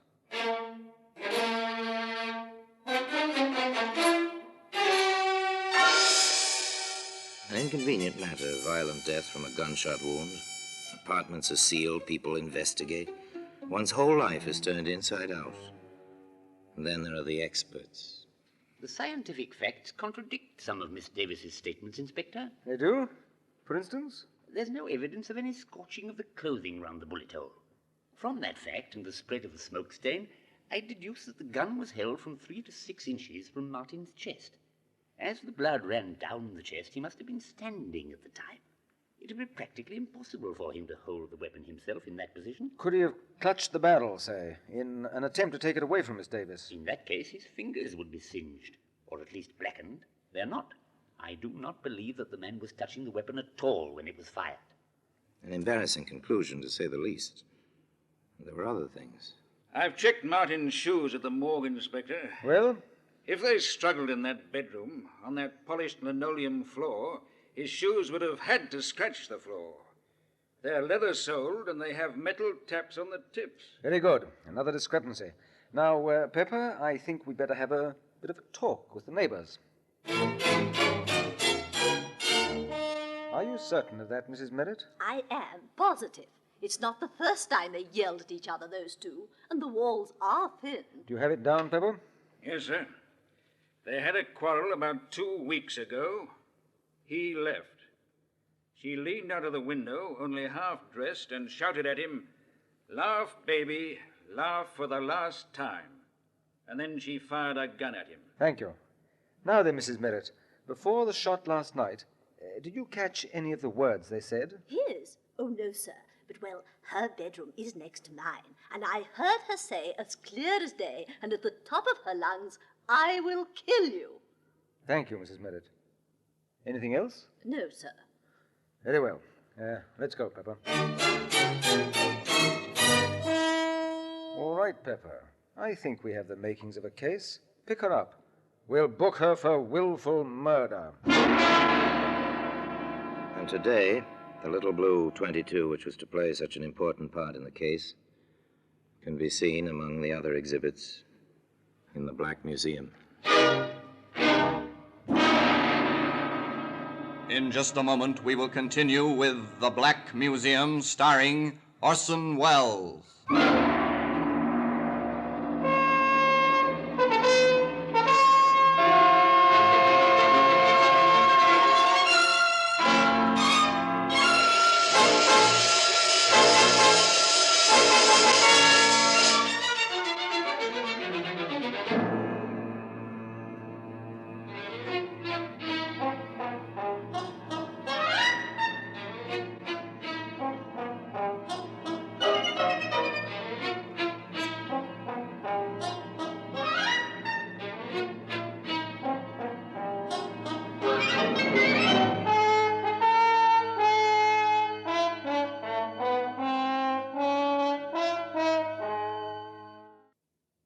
And now we continue with The Black Museum, starring Orson Welles.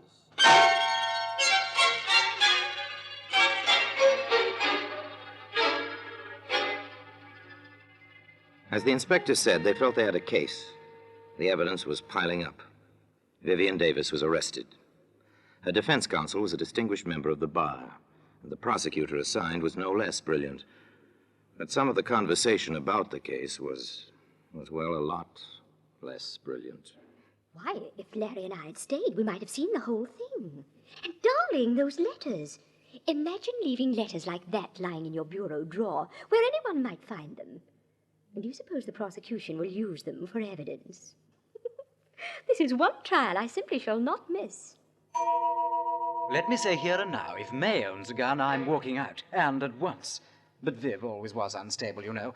That's the kind who'll pull a gun on you when you least expect it. Not for me, old man.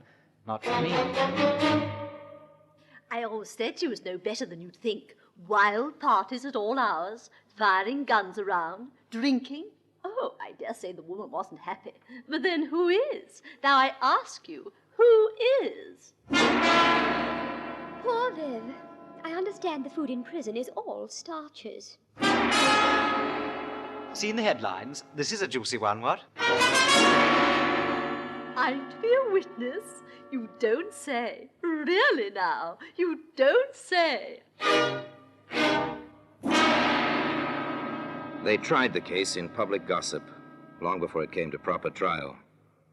And when the proper trial began, the courtroom was crowded naturally with bright young women and polished young men, the familiars of the defendant. This, however, failed to ruffle the solemnity of a British court. I shall permit no demonstrations. At the least lapse from proper decorum, I shall have the courtroom cleared. And that settled that. The trial proceeded. Vivian Davis, in simple black, sat in the dock between the two wardresses assigned to guard her. On the witness stand, the pathologist repeated his evidence and his conclusions with the prosecution. There was no cross-examination. With Inspector Summers, it was another matter. Inspector, you heard the prison doctor testify that when Miss Davis was admitted to the prison after her arrest, he found bruises on her arms and on one thigh. Yes, sir. And that such bruises might have been sustained in a struggle. Yes, sir. Very well. Now then, in your experience, have you found that when one person handles a gun, that person's fingerprints are usually found on the weapon? That has been my experience. However, if two parties struggled for possession of a certain weapon, would there be fingerprints? In most cases, no, sir. They tend to smudge or eliminate each other's prints.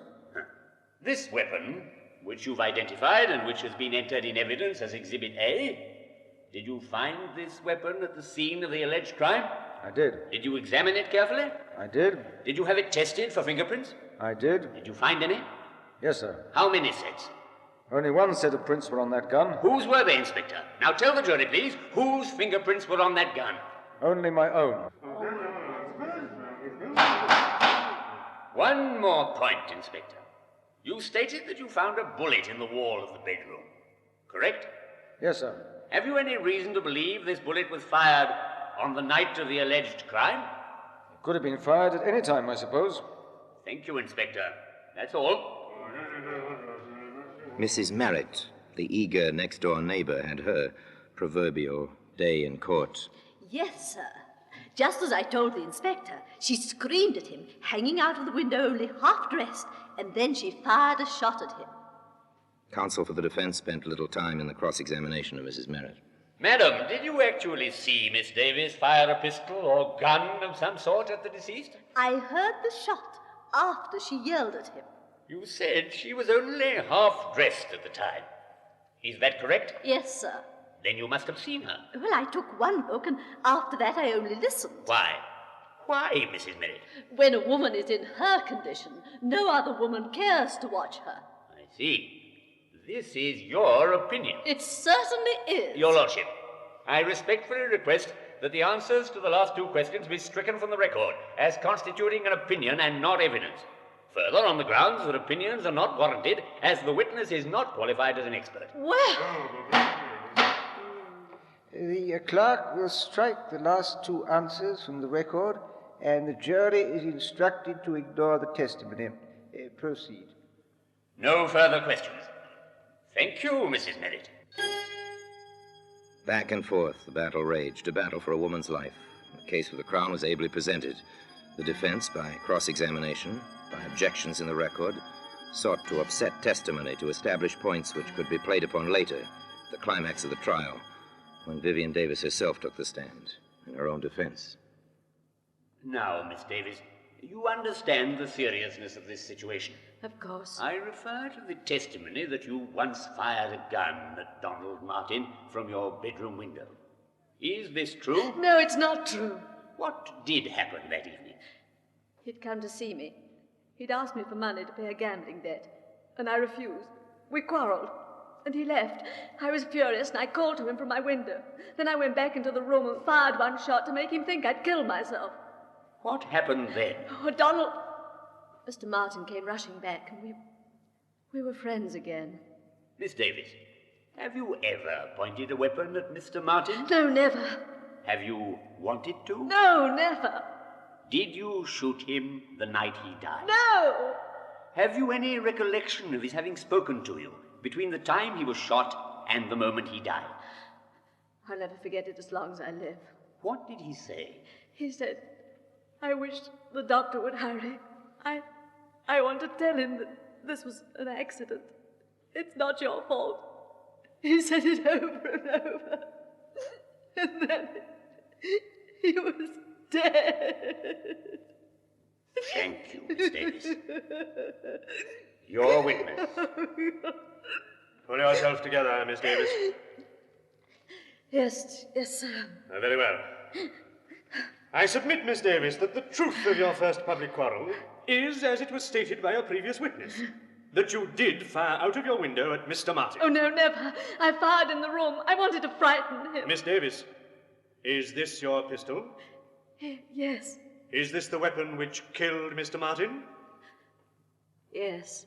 And on the night this gun, your gun, killed Mr. Martin, you had a quarrel, a second quarrel. Yes. You were, to put it simply, jealous of his behavior with other women. Oh, I was so jealous I threatened to kill myself. You threatened to kill yourself? Yes. Then why did you shout, I will kill you? No, I never said that. What did you say, Miss Davis? I may have said I'll shoot myself. The other, I never said. Why should I? I was jealous, but that was because I loved him. Oh, you've got to believe me. I loved him. I did. I did. There was more, much more, over and over, but they never managed to shake her on the essential points. I never pointed a gun at Donald in my life. And, of course, I never said I'd kill him. I said I'd kill myself. at long last, with Vivian Davis on the verge of collapse, the prosecutor let her go. Shortly thereafter, the defense rested. Summations were brief. For the prosecution, This woman is guilty of the crime with which she is charged. There is no doubt in our minds, nor should there be any in yours, that she held the pistol and fired the shot. for the defense, Clear that no woman kills the man she loves, despite the violence of their quarrels. This was an accident. It is clear that it was an accident. the presiding justice was clear and concise in his charge to the jury. Gentlemen of the jury, in conclusion, let me advise you there are 3 possible verdicts you may return under the present indictment. Guilty of murder, guilty of manslaughter, or not guilty of any offense. I commend the accused to your most painstaking deliberations. The jury filed out. They stayed out for 2 long, weary hours. There was chatter in the courtroom. There always is. But even the gossip was subdued. Everybody waited. Waited. It seems perfectly incredible. A murder trial, and I've been in on it since the beginning. I do hope the judge wasn't as much against her as he seemed to be. It was really too exciting for words. I've had more dinner invitations because I know Viv. Oh, well, after all, the poor girl might be hanged, you know. Oh, grisly thought. Well, for my part, even if she gets off, there'll be one advantage. She'll never be my neighbor again. And that will be an improvement, I'd say. And at long last, the waiting was over. The prisoner arose in the dock, at the judge's request. The foreman of the jury faced the prisoner in the court. The age-old formula was intoned by the clerk. Members of the jury, have you agreed upon a verdict? We have. Do you find the prisoner guilty or not guilty of murder? Not guilty. Do you find the prisoner guilty or not guilty of manslaughter? Not guilty. Yet, despite that verdict, the little blue 22 can be seen today among the exhibits in the Black Museum. Orson Welles will be back with you in just a moment.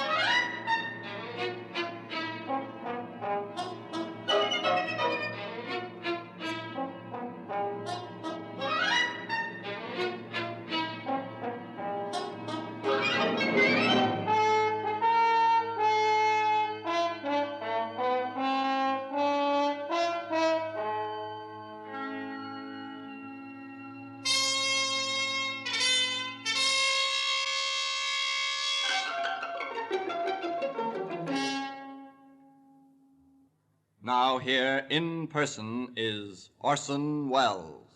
Yes, they let Vivian Davis go free.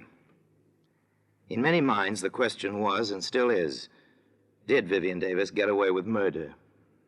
Frankly, I don't believe anyone gets away with murder. Murder stays with the killer, twisting mind and heart and soul, even in the unsuspected and therefore unsolved cases. Where Vivian Davis was concerned, perhaps the real crime was insecurity and a kind of violent jealousy that grows from fear. I don't know. That's for the psychologists, not for you and I to decide. Meanwhile, the little blue 22 remains in its customary place in Scotland Yard, in the Black Museum. And now, until we meet again next time, in the same place, and I tell you another story about the Black Museum, I remain, as always, obediently yours.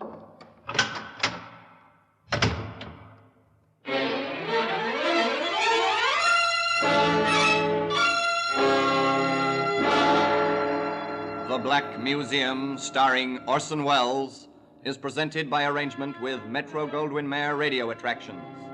The program is written by Ara Marion, with original music composed and conducted by Sidney Torch. Produced by Harry Allen Towers.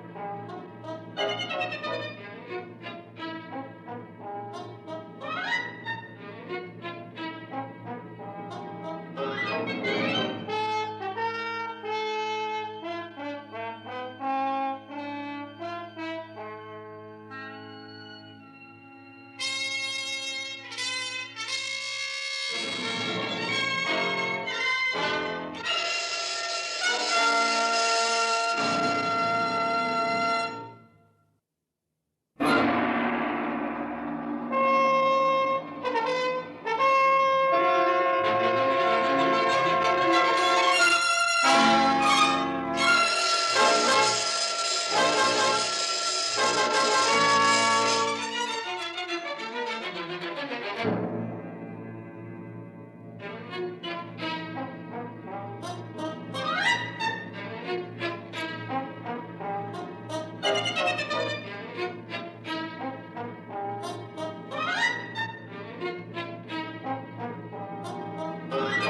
you.